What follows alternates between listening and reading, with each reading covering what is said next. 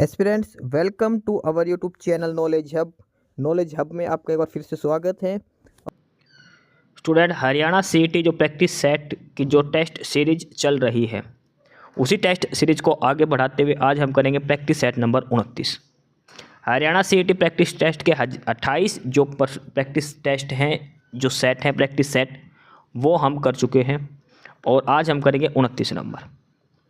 ठीक है, काफ़ी इंपॉर्टेंट ये प्रैक्टिस सेट हैं हरियाणा सीईटी एग्ज़ाम को लेकर। ये जो प्रैक्टिस सेट है इसमें 100% आपको दिए जाएंगे और वो 100% है वो सिलेक्टेड टॉपिक से हैं।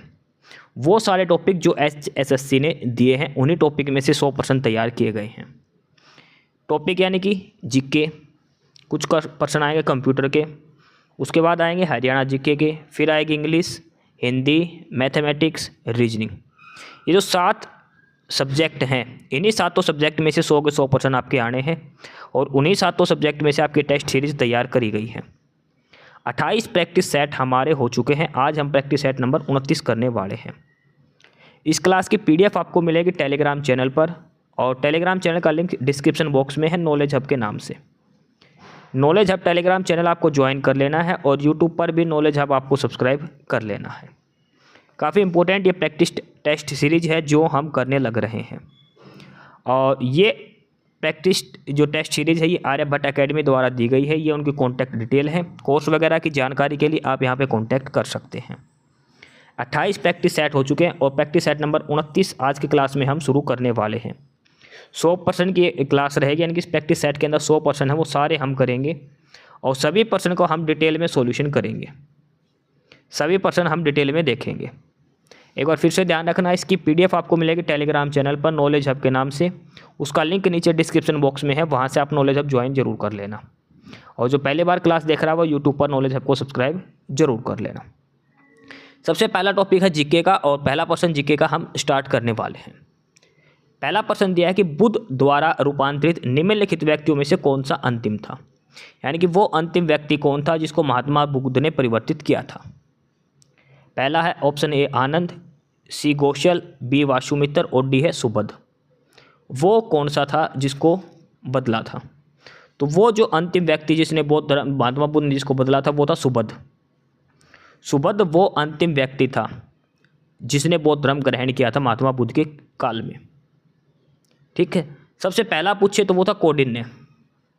सबसे पहला कौन था जिसको बौद्ध भगवान जो महात्मा बुद्ध थे इन्होंने रूपांतरित किया था, वो था कौंडिन्य। और सबसे अंतिम की बात है तो वो है सुबध। ऑप्शन डी इसका आंसर हो जाएगा। प्रश्न नंबर 2 दिया है कि अंतिम मुगल सम्राट बहादुर शाह द्वितीय, इनके पिता का नाम क्या था? ये बहादुर शाह नहीं है, बहादुर शाह द्वितीय था ये। ठीक है, बहादुर शाह द्वितीय। इसके पिता का क्या नाम था? अकबर शाह प्रथम, अकबर शाह द्वितीय, औरंगजेब या फिर शाहजहाँ। तो बहादुर शाह द्वितीय और इसके बाप का नाम था अकबर शाह द्वितीय। बहादुर शाह द्वितीय के बाप का क्या नाम था? अकबर शाह द्वितीय नाम था। अच्छा, बहादुर शाह का टेन्योर कब से कब तक था? टाइम पीरियड 1837 से लेकर 1857 तक। जैसे ही 1857 की क्रांति हुई थी, अंग्रेजों ने क्या करा, इसको गिरफ्तार कर लिया और इसको भेज दिया रंगून। ठीक है, रंगून इसको भेज दिया और इसकी मृत्यु हो गई थी 1862 में। पेंशन पर इसको रंगून भेज दिया था। पहले गिरफ्तार करके धक्के से कैसे भी मान लो, रंगून इसको भेज दिया था, जो म्यांमार की राजधानी है रंगून, वहाँ पर 1862 में इसकी मृत्यु हो गई। बहादुर शाह द्वितीय जो काफ़ी सबसे लो ग्रेड का जो मुगल बादशाह था वो बहादुर शाह द्वितीय ही था। अगला है प्रश्न नंबर 3। भारत में स्वराज्य पार्टी की स्थापना निम्नलिखित कारणों में से एक अथवा अधिक के लिए की गई थी, यानी कि स्वराज्य पार्टी की स्थापना जो हुई थी वो किस कारण से हुई थी, ये आपको बताना है। सबसे पहले तो देखो, स्वराज्य पार्टी की स्थापना कब हुई थी? ये हुई थी 1 जनवरी 1923 को। स्वराज्य पार्टी की स्थापना कब हुई थी? 1 जनवरी 1923 को स्वराज्य पार्टी की स्थापना की गई थी। ठीक है, अब इसमें देखो क्या क्या कारण थे। पहला जो कारण था वो था कि गांधी ने जो असहयोग आंदोलन वापस लिया था, वो सबसे पहला कारण यही था। जो महात्मा गांधी जी ने जो असहयोग आंदोलन वापस ले लिया था, इसी के विरोध में स्वराज्य पार्टी की स्थापना की गई थी। ठीक है, अच्छा, उसके बाद आगे क्या दे रखी? काउंसिलिंगों में प्रवेश कर तथा उन्हें काम न देकर 1919 के भारतीय राष्ट्रीय अधिनियम का उच्छेदन करना। 1919 में जो भारतीय शासन अधिनियम आया था उसमें क्या था कि भारतीयों को काम देना बंद कर दिया था, तो इसके विरोध में भी भारतीय स्वराज पार्टी की गठन किया गया था। ब्रिटिश सरकार द्वारा दमन ये नहीं था, इसका कोई मतलब नहीं था। स्वराज्य पार्टी का मेन टारगेट था कि भारत को स्वराज्य मिले, ठीक है, खुद का शासन मिले। ब्रिटिश सरकार का दमन, उसके लिए तो अलग से ही और भी संस्थाएं चल रही थी। भारतीयों द्वारा इस आशय की अनुभूति कि उन्हें प्रशासन का अनुभव प्राप्त होना चाहिए, ये भी कोई मतलब नहीं है। स्वराज्य पार्टी के गठन के दो मुख्य कारण थे, एक तो गांधी के द्वारा असहयोग आंदोलन वापस लेना, और दूसरा कि काउंसिल्स में प्रवेश और काम ना देना। इस वजह से, यानी कि जो ऑप्शन बी जो सेकंड स्टेटमेंट है ये, कि entering in the counselling and restriction the government of India act of 1999 by don't letting them to work. तो पहले और जो दूसरी स्टेटमेंट है दोनों सही है, स्वराज्य पार्टी गठन, और ये दिया गया है ऑप्शन बी के अंदर, ठीक है। ऑप्शन बी इसका आंसर हो जाएगा कि स्टेटमेंट 1 और 2 दोनों ही सही है स्वराज्य पार्टी के गठन के संबंध में। अगला है प्रश्न नंबर 4, सूची ए। ये सरकार के प्रकार दे रखे हैं, संसदीय सरकार है, अध्यक्षात्मक सरकार है, संघीय व्यवस्था और एकात्मक व्यवस्था है। सूची दोहन की विशेषता क्या क्या है, ये मिलान करना है, यानी कि संसदीय सरकार की क्या विशेषता है, अध्यक्षात्मक सरकार की क्या विशेषता है, संघीय सरकार की क्या विशेषता है और एकात्मक सरकार की क्या विशेषता है। ये चारों चीज़ें आपको बतानी है, आपस में इनका मिलान करना है, ठीक है। और ये इधर डिटेल में यहाँ पर इंग्लिश में भी आपको दी गई है, अलग अलग parliament government, presidential government, federal system और यूनिटरी गवर्नमेंट, ये 4 चीज़ आपको इसमें दी गई है। तो सबसे पहले बात करते हैं पार्लियामेंट्री गवर्नमेंट की, जो संसदीय सरकार है उसकी बात करें तो संसदीय सरकार का जो मुख्य काम होता है वो होता है सामूहिक उत्तरदायित्व। जैसे भारत में संसद है तो सामूहिक उत्तरदायित्व होगा, प्रत्यक्ष का और विपक्ष का दोनों का, जिसकी सरकार है उसका भी, सभी का मिलकर सामूहिक उत्तरदायित्व होता है संसदीय सरकार में। जैसे भारत की संसद है उसके हिसाब से आप समझ सकते हो कि जिसकी सरकार है और जो विपक्ष है सभी का उत्तरदायित्व सेम होता है। अध्यक्षात्मक सरकार, इसमें होता है शक्तियों का पृथकीकरण, ठीक है। मेन जो शक्ति होगी वो सारी एक ही बंदे के पास रहेगी, ये ध्यान रखना।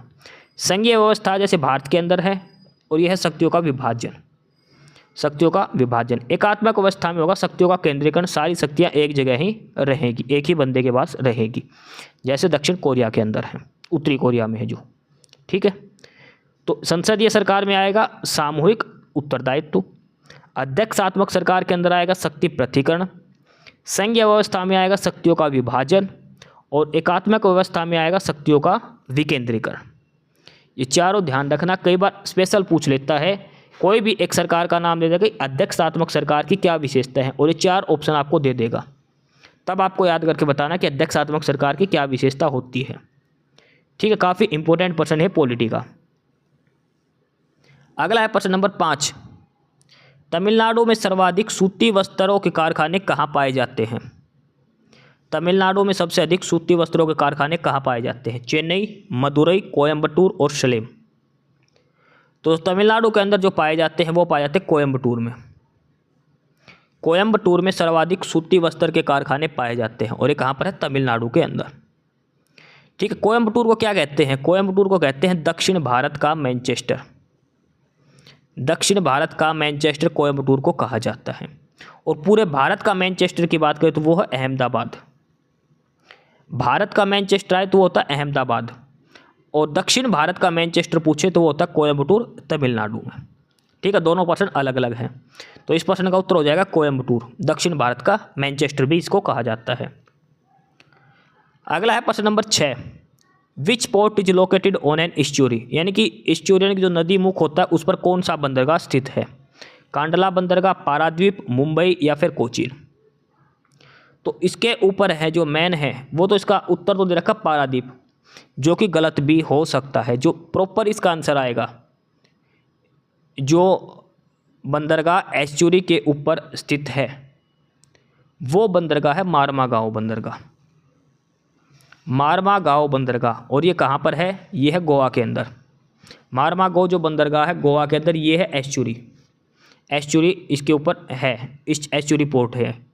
और किस नदी पर है ये, जुआरी नदी पर, ठीक है। जुआरी जो रिवर है गोवा के अंदर, वहाँ पर ये बंदरगाह बनाया हुआ है मारमागांव बंदरगाह, ये ध्यान रखना है, जो एक एस्चुरी के ऊपर लोकेटेड पोर्ट है, ठीक है। इसका प्रॉपर जो आंसर आएगा वो आएगा, ध्यान रखना, मारमागांव, MARMAGAO, मारमा गाँव, और ये कहाँ पर है? गोवा के अंदर है। कौन सी नदी बनाती है यहाँ पे? ज्वारी रिवर, ZUARI, ज्वारी रिवर है वो यहाँ पर एस्चुरी बनाती है। कांडला जो बंदरगाह है ये गुजरात के अंदर है, कच्छ के रन में। पारादीप है ये उड़ीसा के अंदर है। ये जो ऑप्शन सी जो उत्तर दिया है इसका पारादीप, ये है कहाँ पर? उड़ीसा के अंदर। ठीक है, उड़ीसा के अंदर है। और किस नदी पर है? ये महानदी के ऊपर है। कोचीन जो है ये है अरब सागर के अंदर। कहाँ? ये अरब सागर पे। अगला है प्रश्न नंबर 7, लेंस की शक्ति कैसे मापी जाती है? लेंस की शक्ति किस में मापते हैं? डायोप्टर में, ल्यूमेन में, इयान में, या फिर कैंडेला में? कैंडेला में मापी जाती है लुमिनस इंटेंसिटी। ल्यूमिनस इंटेंसिटी की जो यूनिट होती है वो होती है कैंडेला। लेंस की क्षमता क्या होती है? वो होती है डायोप्टर। लेंस की क्षमता किस में मापी जाती है? डायोप्टर। ये बोलते हैं इसके 2.5 नंबर की चश्मा चढ़ रही है, इसके 1.5 नंबर की चश्मा, इसकी 0.5 नंबर की, तो उसके पीछे हमेशा डी लिखा मिलेगा। डी का मतलब होता है डायोप्टर। जो भी चश्मा लेके आओगे उसके ऊपर प्लस माइनस 1.5 या जो भी नंबर हो उसके बाद भी लिखा मिलेगा डी। डी का मतलब होता है डायोप्टर, यानी कि लेंस की क्षमता है वो। ठीक है, तो लेंस की क्षमता मापी जाती है डायोप्टर में। ऑप्शन ए इसका उत्तर हो जाएगा।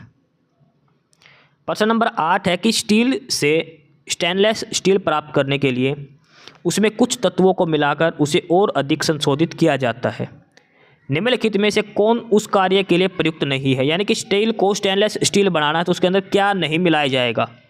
4 ऑप्शन में से 3 आइटम ऐसे हैं जो स्टील के अंदर मिलाए जाते हैं और 1 आइटम ऐसा है जो उसमें नहीं मिलाया जाता। स्टील को स्टेनलेस स्टील बनाने के लिए तो उसमें कार्बन की मात्रा तो मिलाई जाती है, अवश्य है, लेकिन सिलिकॉन नहीं मिलाया जाता उसके अंदर। मैग्नीज भी मिलाया जाता है और निकल भी। कार्बन भी मिलता है, मैग्नीज भी मिलता है और निकल भी उसके अंदर मिलाया जाता है, लेकिन सिलिकॉन नहीं मिलाया जाता। स्टील के अंदर सिलिकॉन नहीं मिलाया जाता, ये आपको ध्यान रखना है। स्टील के अंदर क्या नहीं मिलाया जाता? सिलिकॉन जो है वो स्टील के अंदर ऐड नहीं किया जाता स्टेनलेस स्टील बनाने के लिए।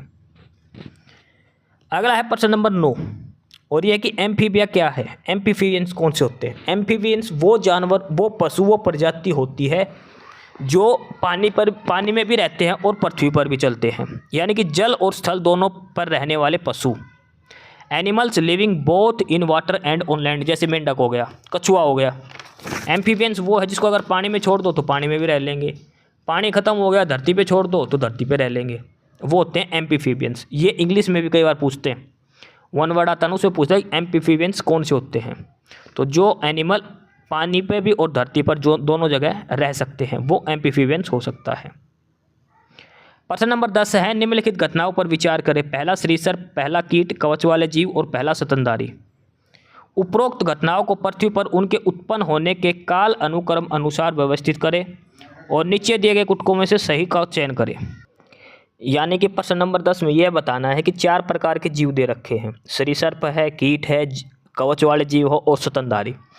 यह बताना है कि सबसे पहले कौन सा आया था और सबसे लास्ट में कौन सा आया था। ठीक है, ये चारों बताने हैं। तो सबसे पहले जो जीव आए थे वो आए थे कवच वाले जीव।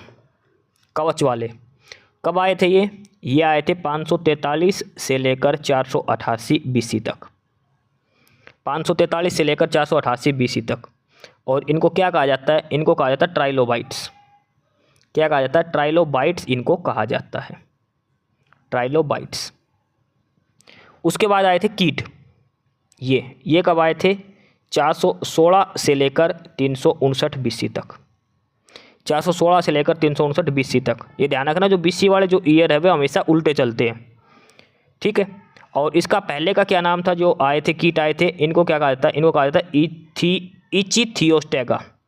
इचिथियोस्टेगा ये इनको कहा जाता है। उसके बाद कौन आया था? उसके बाद आया था श्रीसर्प। और ये कब आए थे? 359 से लेकर 299 BC तक। 359 से लेकर 299 BC तक। और इनको क्या आता है? ड्रैगन फ्लैक्स, ड्रैगन फ्ली इनको कहा जाता था। लास्ट में आए थे स्तनधारी। और ये कब आए थे? 251 से लेकर 200 BC तक। और इसमें कौन कौन से थे? डायनासोर। स्तनधारी में कौन सा था? डायनासोर था। तो 4 प्रकार के। सबसे पहले आए थे कवच वाले जीव 543 से लेकर 488 BC, ट्राइलोबाइट्स इनको कहा जाता था। दूसरे पर आए थे कीट 416 से लेकर 359 BC तक, इचिथियोस्टेगा इनको कहा जाता है। तीसरे पर आए थे श्रीसर्प 359 से लेकर 299 BC तक। ड्रैगन फ्ली इनको कहा जाता है। और लास्ट में आए थे स्तनधारी 250 से लेकर 220 तक, जैसे डायनासोर वगैरह इसके अंदर सारे शामिल थे। तो यानी कि इसका उत्तर आएगा 3, 2, 1 और 4। 3, 2, 1 और 4 और ये दिया है ऑप्शन सी के अंदर। ठीक है, तो प्रश्न नंबर 10 का उत्तर हो जाएगा ऑप्शन सी, 3, 2, 1, 4 करके। अगला है प्रश्न नंबर 11। और प्रश्न नंबर 11 क्या दिया गया है कि प्रश्न नंबर 11 है, किस संगठन ने भारतीय सशस्त्र बलों के लिए स्वदेशी असोल्ट राइफल उग्रम लॉन्च करी है? Which organisation has launch the indigenous assault rifle Ugram? एक राइफल है जिसका नाम है उग्रम, जो इंडियन आर्म फोर्सेस के लिए है। वो किसने बनाई थी, किस ऑर्गेनाइजेशन ने वो बनाई थी? टाटा ने बनाई थी, DRDO ने बनाई थी, या फिर द्वीपा आर्मर इंडिया प्राइवेट लिमिटेड ने, या फिर ऑर्डिनेंस फैक्ट्री इसने बनाई थी? उग्रम जो राइफल है ये किसने बनाई थी, ये है मेन क्वेश्चन इसका। और ये बनाई थी DRDO ने। DRDO ने जो उग्रम जो राइफल है ये बनाई थी। DRDO का पूरा नाम क्या है? Defence research and development organisation. Defence research and development organisation इसने बनाई थी उग्रम नाम की जो एक राइफल है, आर्म्ड फोर्सेस के लिए इन्होंने बनाई थी DRDO ने। तो ऑप्शन बी इसका उत्तर हो जाएगा प्रश्न नंबर 11 का। प्रश्न नंबर 12 है कि जनवरी 2024 में पंजाब लोक सेवा आयोग का अध्यक्ष किसे नियुक्त किया गया? पंजाब लोक सेवा आयोग का अध्यक्ष पूछा गया। क्यों पूछा गया? कि जनवरी 2024 में बदला था, उस हिसाब का जो करंट अफेयर का क्वेश्चन था उसके हिसाब से पूछा गया है। ठीक है, तो ये जो बनाया गया था, और ये बनाया गया था जतिंदर सिंह औलख को। जतिंदर सिंह औलख को पंजाब पब्लिक सर्विस कमीशन का चेयरमैन बनाया गया था। हमारे लिए क्या इंपॉर्टेंट है? हमारे लिए HPSC और UPSC, ये दो नाम इंपॉर्टेंट है। HPSC के चेयरमैन कौन है? ये है आलोक वर्मा। HPSC के चेयरमैन कौन है? आलोक वर्मा। UPSC के चेयरमैन कौन है? ये है प्रीति सूदन। प्रीति सूदन। अच्छा, हमारे लिए UPSC का चेयरमैन इंपॉर्टेंट क्यों है? क्योंकि प्रीति सूदन जो है ये हरियाणा से बिलोंग करती है। कहाँ से बिलोंग करती है? हरियाणा से। ठीक है, अगला है प्रश्न नंबर 13। ये यहाँ से कंप्यूटर के प्रश्न शुरू होते हैं। प्रश्न नंबर 13 से कंप्यूटर का प्रश्न है ये, what is the full form of PGA graphics card? Graphics card के अंदर PGA जो ग्राफिक कार्ड्स होता है उसकी फुल फॉर्म क्या है? PGA की फुल फॉर्म क्या है? PGA की professional graphics array, portal graphics array, personal graphics array, या फिर पब्लिक गीगा एरे? PGA की फुल फॉर्म होती है प्रोफेशनल ग्राफिक्स एरे। कई बार इसका नाम होता है professional graphics adapter. Professional graphics adapter भी इसका नाम होता है PGA का, प्रोफेशनल ग्राफिक्स अडेप्टर या फिर प्रोफेशनल ग्राफिक्स एरे। अच्छा, कंप्यूटर की भाषा में इसका नाम एक और होता है, और वो होता है pin grid array. Pin grid array ये भी इसका नाम होता है, तो ध्यान रखना है।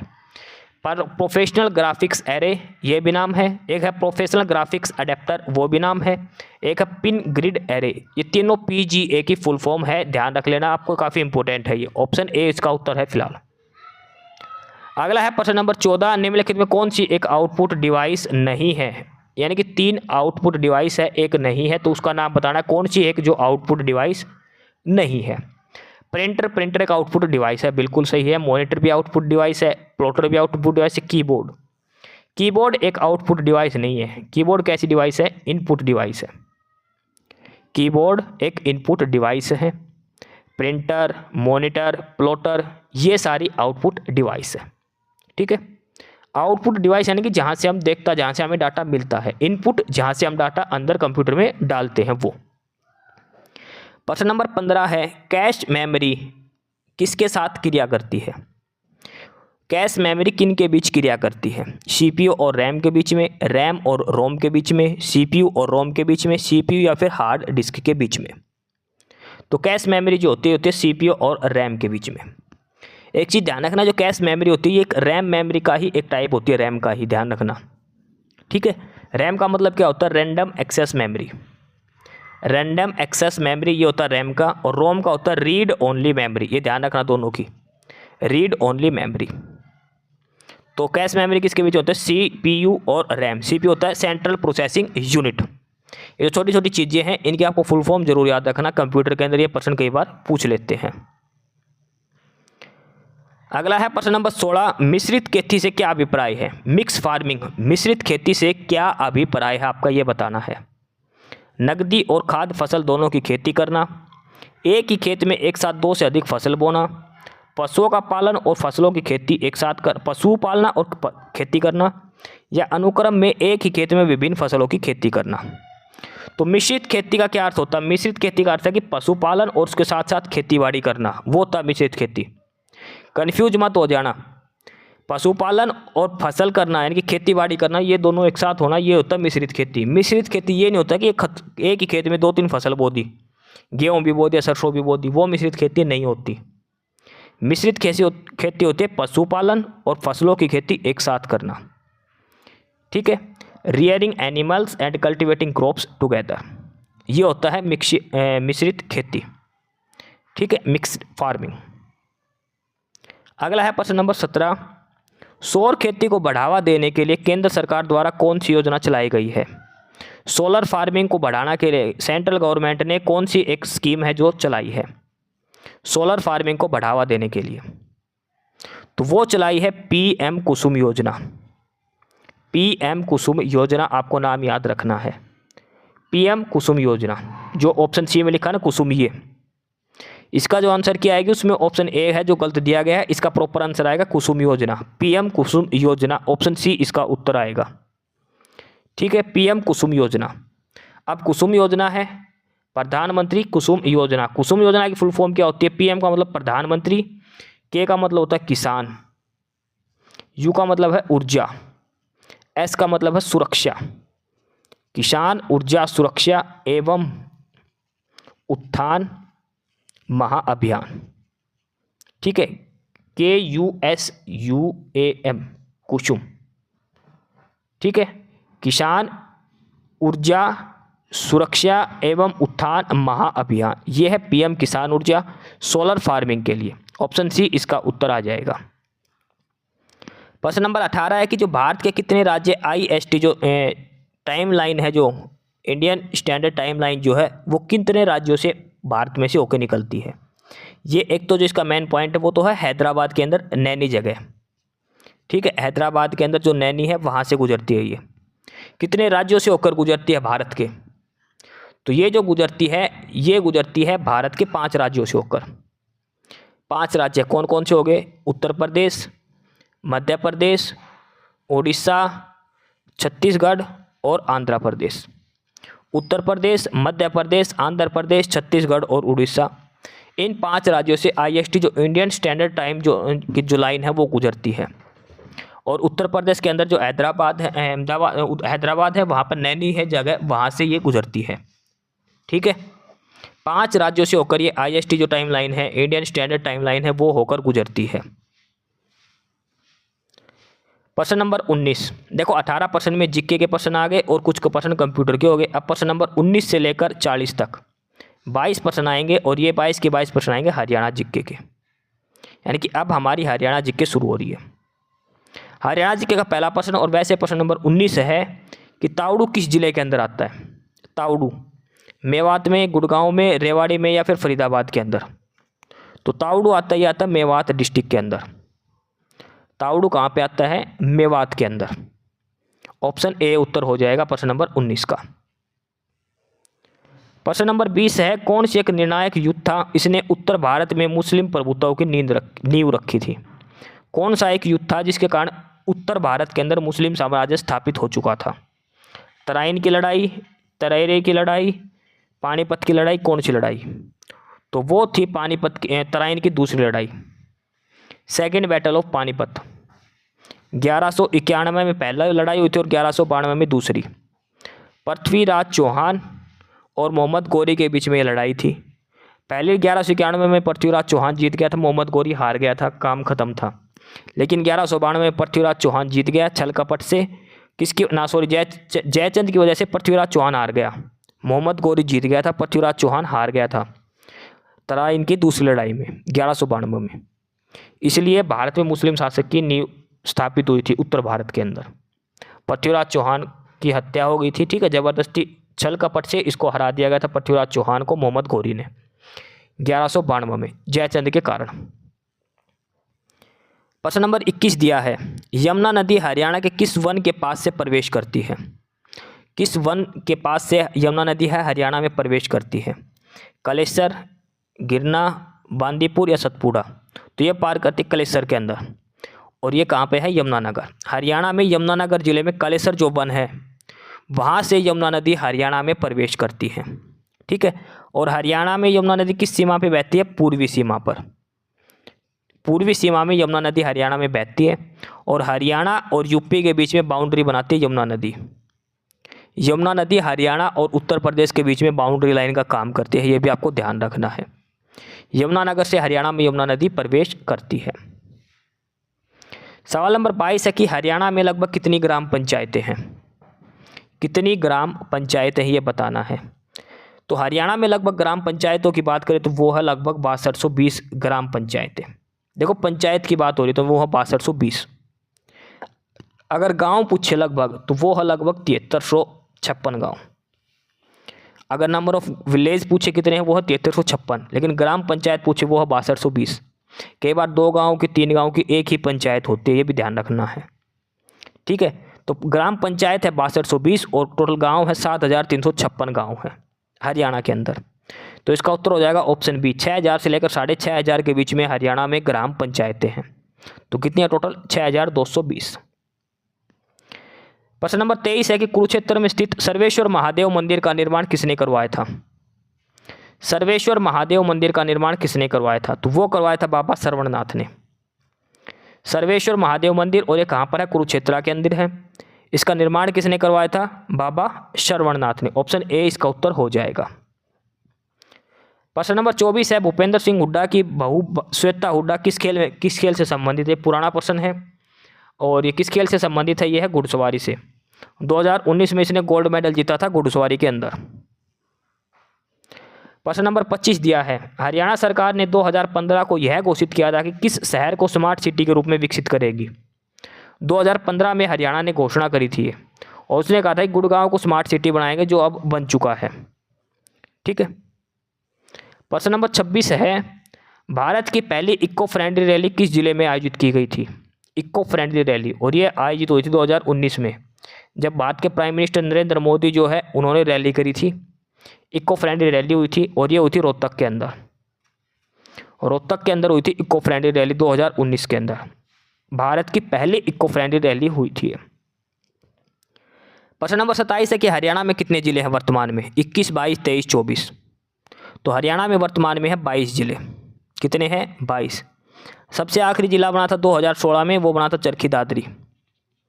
चरखी दादरी 2016 में बना था सबसे आखिरी जिला। किस डिस्ट्रिक्ट से अलग हुआ था? भिवानी जिले से अलग होकर 2016 में चरखी दादरी जिला बना था। हरियाणा का 22वां जिला ये बना था। प्रश्न नंबर 28 दिया है, खिलाफत आंदोलन का हरियाणा में विरोध कैसे हुआ? जो खिलाफत आंदोलन था, जो अली बंधुओं ने शुरू करा था, इसका हरियाणा में विरोध कैसे किया गया? स्कूलों में पढ़ना छोड़ दिया था, सरकारी पदक लौटा दिए थे, खिलाफत कमेटी बना ली थी, उपरोक्त सभी। तीनों ही कारणों से खिलाफत आंदोलन का विद्रोह हरियाणा में किया गया था। प्रश्न नंबर 29 है, Grasim Bhiwani textile limited GBTL इसको किस नाम से जाना जाता है? ग्रासिम भिवानी टेक्सटाइल लिमिटेड है, इसको किस नाम से जाना जाता था पहले? सबसे पहले इसकी स्थापना हुई थी, ये हुई थी पंजाब कॉटन मिल्स के रूप में। पंजाब कॉटन मिल के रूप में इसकी स्थापना हुई थी। कब की बात है? ये बात है 1938 में। 1938 में पंजाब कॉटन मिल के नाम से इसकी स्थापना हुई थी। उसके बाद 1964 में इसको ग्रासिम ने ले लिया था, इसका नाम हो गया था ग्रासिम भिवानी टेक्सटाइल मिल। उसके बाद भिवानी टेक्सटाइल मिल इसका नाम हो गया था बाद में। ठीक है, भिवानी टेक्सटाइल मिल इसका बाद में नाम कर दिया गया था। सबसे पहले किस नाम से कोई कंपनी थी? पंजाब कॉटन मिल्स थी। 1938 की बात है। पंजाब कॉटन मिल के नाम से भिवानी के अंदर ये फैक्ट्री लगी थी। 1964 में इसका नाम ग्रासिम भिवानी टेक्सटाइल मिल हो चुका था। प्रश्न नंबर 30 है कि हरियाणा में कितने लोकसभा निर्वाचन क्षेत्र हैं? लोकसभा के देखो, हरियाणा में लोकसभा की सीट पूछे तो कितने हैं? 10। राज्यसभा की पूछे तो 5। विधानसभा की पूछे तो 90। विधान परिषद की पूछे तो 0। विधान परिषद की कोई सीट नहीं है। लोकसभा की 10 सीटों में से 2 सीट रिजर्व है SC ST के लिए। एक अम्बाड़ा की है और दूसरी है सिरसा की। 2 सीटें हैं हरियाणा में 10 में से जो रिजर्व की गई है SC ST कैटेगरी के लिए। ठीक है, तो हरियाणा में लोकसभा की 10 सीटें, राज्यसभा की 5 सीटें हैं। धरती क्या थी? पहली हिंदी फिल्म, पहली हरियाणवी फिल्म, पहली पंजाबी फिल्म या पहली भोजपुरी फिल्म? तो धरती जो थी ये पहली हरियाणवी फिल्म थी। पहली हरियाणवी फिल्म कब आई थी? 1968 में धरती नाम था। ये इतनी हिट नहीं थी। पहली हिट फिल्म की बात करें हरियाणवी तो वो आई थी 1984 में। कौन सी थी? चंद्रावल। देखो, पहली हरियाणवी फिल्म पूछे तो वो है धरती। पहली Haryanvi super duper hit film वो थी चंद्रावल 1984 में। धरती फिल्म आई थी 1968 के अंदर और चंद्रावल आई थी 1984 के अंदर। दोनों चीज़ें आपको ध्यान रखनी है। चंद्रावल फिल्म है ये हिट रही थी। ठीक है, धरती फिल्म आई थी 1968 के अंदर। प्रश्न नंबर 32 है कि पंडित जसराज शास्त्रीय संगीत का जन्म कहाँ हुआ था? क्लासिकल म्यूजिशियन थे पंडित जसराज जी। इनका जन्म कहाँ हुआ था? हिसार, वृंदावन, मथुरा या फिर काशी? तो इनका जन्म हुआ था हिसार डिस्ट्रिक्ट के अंदर। पंडित जसराज जी, इनके नाम पर ही आकाश के अंदर एक तारामंडल का नाम रखा गया है, ये भी आपको ध्यान रखना है। ठीक है, इनका जन्म हुआ था हरियाणा के हिसार के अंदर। अब जिस गांव में जन्म हुआ था, अब वो किस गांव के अंदर आता है? वो फतेहाबाद के अंदर आता है वो गांव, ये भी ध्यान रखना है। कब हुआ था इनका जन्म? इनका जन्म हुआ था 28 जनवरी 1930 को। पंडित जसराज का जन्म हुआ था 28 जनवरी 1930 को। जिस समय जन्म हुआ उस समय हिसार डिस्ट्रिक्ट था, अब वो है फतेहाबाद डिस्ट्रिक्ट का हिस्सा। ये दोनों बात आपको ध्यान रखनी है। डेट ऑफ बर्थ है 28 जनवरी 1930। प्रश्न नंबर 33 है, भिवानी को लोकप्रिय रूप से हरियाणा के किस नाम से जाना जाता है? भिवानी को हरियाणा की कौन सी नगरी कहते हैं? इंदौर, मथुरा, काशी या कर्मभूमि? तो भिवानी को हरियाणा की काशी भी कहा जाता है। हरियाणा की काशी कहा जाता है भिवानी। हरियाणा की छोटी काशी वो कैथल आएगा। ठीक है, हरियाणा की काशी भिवानी है। प्रश्न नंबर 34 है कि हरियाणा में कितनी कृषि जलवायु क्षेत्र हैं? कृषि जलवायु क्षेत्र तो हरियाणा में 3 हैं। हरियाणा में कृषि जलवायु क्षेत्र पूछे तो 3 हैं। प्रश्न नंबर 35 है, हरियाणा में महिलाओं द्वारा दूल्हे के घर पर कौन सा नृत्य किया जाता है? ये नृत्य होता है जैसे जिस दिन बारात जाएगी ना, बारात के जाने के बाद एक नृत्य होता है और उस नृत्य को कहते हैं खोड़िया नृत्य। दूल्हे के घर पे जो महिलाएं जो नृत्य करती है वो होता है खोड़िया नृत्य। बारात के जाने के बाद ये नृत्य किया जाता है, खोड़िया नृत्य। महिलाएं इसमें गीत गाती है और नाचती है। प्रश्न नंबर 36 है कि सबसे बड़ा सरकारी पशुधन फार्म हरियाणा के किस नगर में है? गवर्नमेंट लाइव स्टॉक फार्म जो है हरियाणा के किस जगह पर है? करनाल में है, पानीपत में है, हिसार में है? तो सबसे बड़ा सरकारी पशुधन फार्म जो है वो है हिसार डिस्ट्रिक्ट के अंदर। हिसार डिस्ट्रिक्ट के अंदर सबसे बड़ा जो है सरकारी पशुधन फार्म है। ऑप्शन बी इसका उत्तर हो जाएगा। प्रश्न नंबर 37 है, गुरुद्वारा नीम साहिब कहाँ पर है? गुरुद्वारा नीम साहिब किस डिस्ट्रिक्ट के अंदर है? पानीपत, रोहतक, कैथल? ये केवल नहीं आएगा, ये आएगा कैथल। क्या आएगा? कैथल। इसका उत्तर भी क्या आएगा? कैथल। गुरुद्वारा नीम साहिब की बात करें तो ये है कैथल डिस्ट्रिक्ट के अंदर। ठीक है, कैथल इसका सही आंसर हो जाएगा, ऑप्शन बी। गुरुद्वारा नीम साहिब कैथल के अंदर। प्रश्न नंबर 38 है कि हरियाणा के किस भौगोलिक भाग में शिवालिक पर्वत है? शिवालिक पर्वत किस साइड में है हरियाणा के? उत्तर पूर्व में, उत्तर में, उत्तर पश्चिम या फिर दक्षिण पूर्व के अंदर? तो शिवालिक की जो पहाड़ियाँ हैं, देखो अगर ये हरियाणा है सारा का सारा, तो ये हरियाणा का उत्तरी हिस्सा है, ये दक्षिणी हिस्सा है, ये पूर्वी हिस्सा है और ये पश्चिमी हिस्सा है। शिवालिक की पहाड़ियाँ उत्तर में भी है, कहाँ पर? पंचकुला में। उसके थोड़ा सा नीचे अम्बाड़ा में, और ये इधर पूर्व की साइड कौन सा है? यमुनानगर में। शिवालिक की पहाड़ियाँ 3 डिस्ट्रिक्ट में है, यमुनानगर, अम्बाड़ा और पंचकुला। PAY पे, पंचकुला, अम्बाड़ा और यमुनानगर, इन तीनों डिस्ट्रिक्ट के अंदर है शिवालिक की पहाड़ियाँ। हरियाणा के उत्तर पूर्व हिस्से के अंदर है। अगर दक्षिण की बात करें, दक्षिण पूर्व में है वो है अरावली की। ठीक है, दक्षिण में है अरावली की पहाड़ियाँ, उत्तर पूर्व में है शिवालिक की पहाड़ियाँ, बीच में है घग्गर का मैदान। ये हरियाणा की भौगोलिक स्थिति है मुख्य। प्रश्न नंबर 39 है कि कौन सा जिला स्टील सिटी और मैग्नेट सिटी के नाम से जाना जाता है? हरियाणा का कौन सा जिला स्टील सिटी कहा जाता है? वो है हिसार।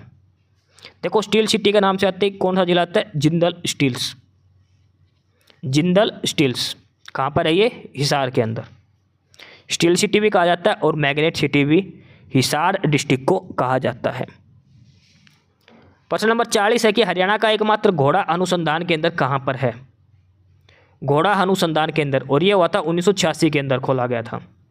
कहाँ पर है? हिसार डिस्ट्रिक्ट के अंदर। घोड़ा अनुसंधान केंद्र हरियाणा में हिसार डिस्ट्रिक्ट के अंदर है, 1986 में इस्टेब्लिश किया गया था। ठीक है, तो ऑप्शन ए उत्तर हो जाएगा प्रश्न नंबर 40 का। प्रश्न नंबर 40 मतलब हरियाणा जीके यहाँ पे complete. GK computer Haryana GK पूरी। अब प्रश्न नंबर 41 से इंग्लिश आएगी, उसके बाद हिंदी, फिर गणित और फिर रीजनिंग। क्वेश्चन नंबर 41 इंग्लिश का फर्स्ट क्वेश्चन है, select the antonym of the given word. Malevolent. Malevolent, मैली जहाँ पे भी वर्ड आ जाए, MELE मैली, इसका मतलब होता है गंदा या फिर भद्दा। मेलीवोलेंट, इसका एंटोनिम यानी कि विपरीत अर्थ बताना है। मेलीवोलेंट वो होता है जो ईर्ष्या करता है, दूसरे से जलन रखने वाला। तो इसका मतलब इसका विलोम क्या होगा? दयालु आदमी। पॉजिटिव होता है सकारात्मक आदमी। वेल मैनर्ड होता है अच्छा सभ्य आदमी। क्रूअल होता है दुष्ट। लेकिन काइंड, काइंड का क्या अर्थ होता है? दयालु। ठीक है, ईर्ष्यालु का उल्टा क्या बनेगा? दयालु बनेगा। आपको एंटोनियम ही इसका बताना है।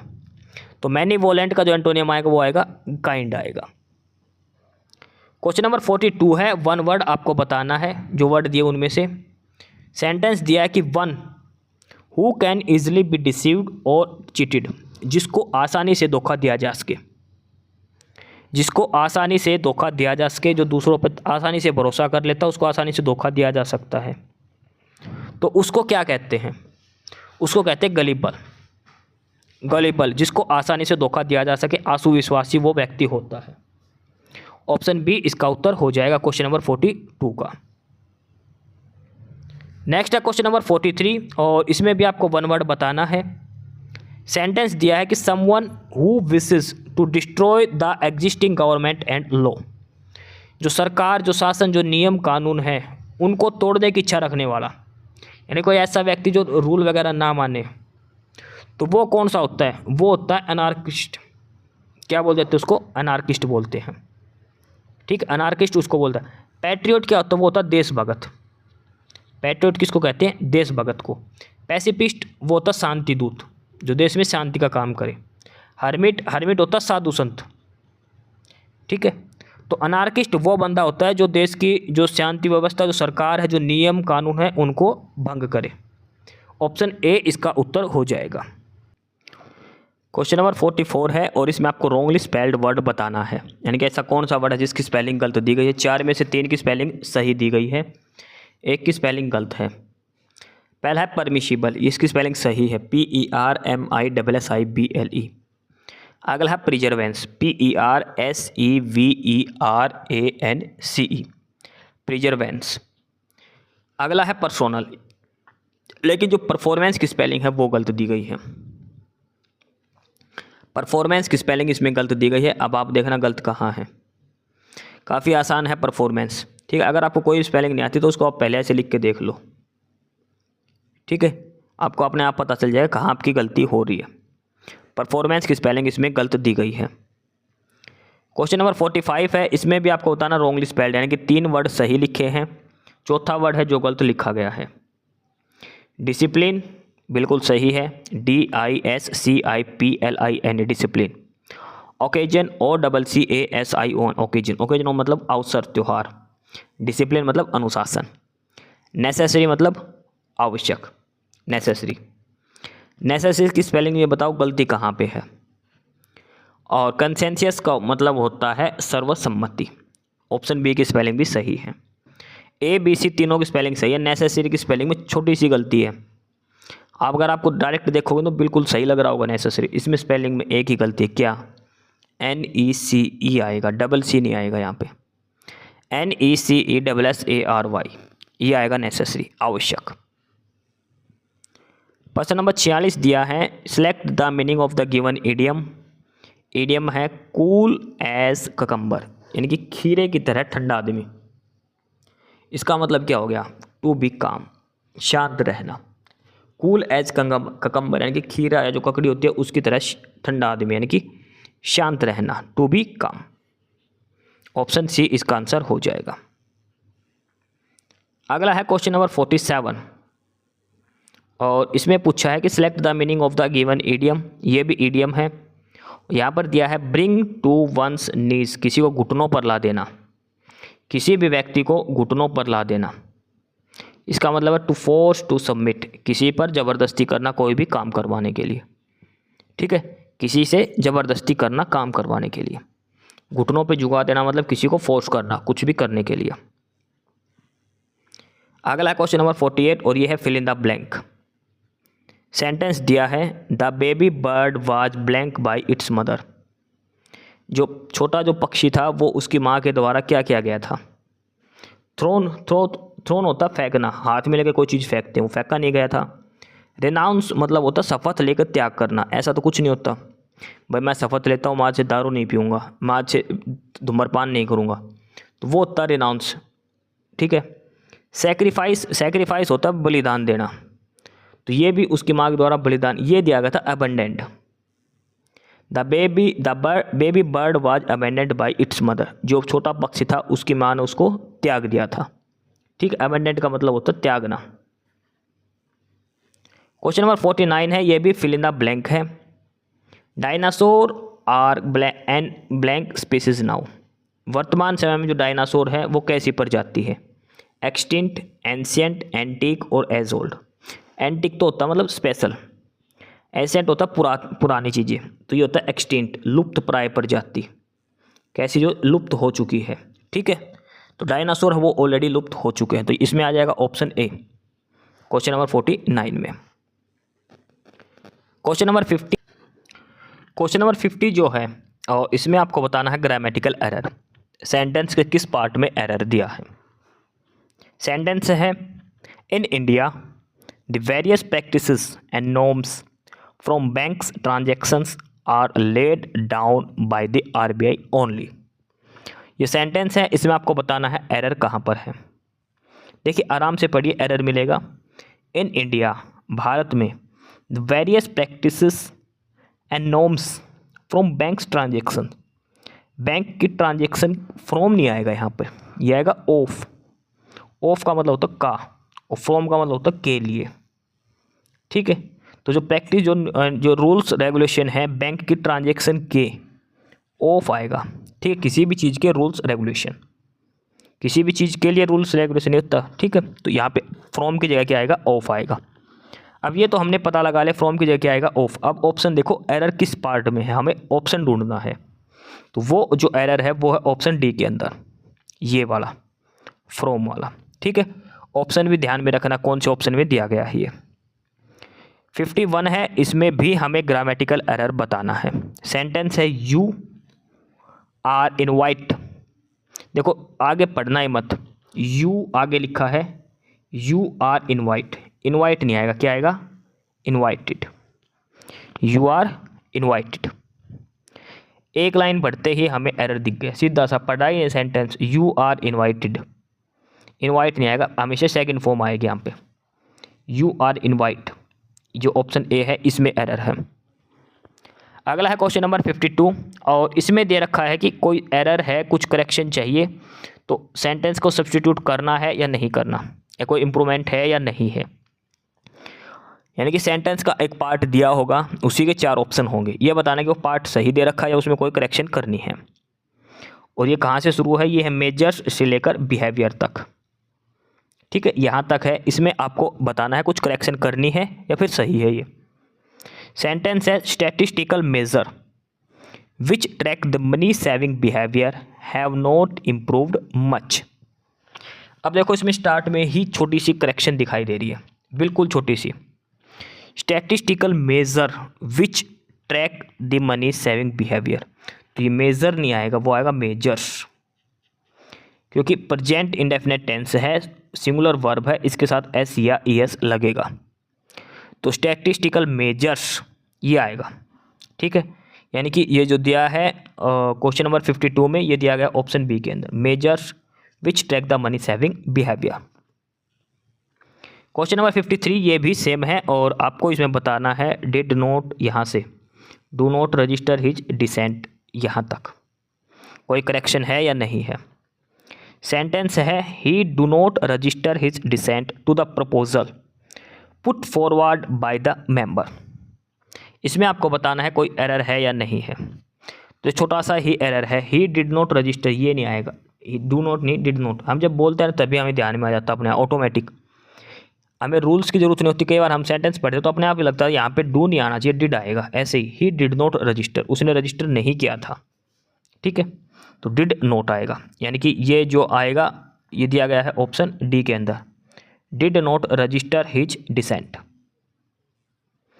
क्वेश्चन नंबर 54 और 55 ये पैराग्राफ्स के बिहाफ पर दिए गए हैं। पैराग्राफ दिया है ऊपर और उसके बाद ये क्वेश्चन पढ़ के आपको आंसर करना है। ये सारा करना आपको पीडीएफ की सहायता से। पीडीएफ कहाँ मिलेगी? टेलीग्राम चैनल पर लिंक है नॉलेज हब चैनल का, वहाँ से नॉलेज ज्वाइन करो, वहाँ पर आपको पीडीएफ मिलेगी।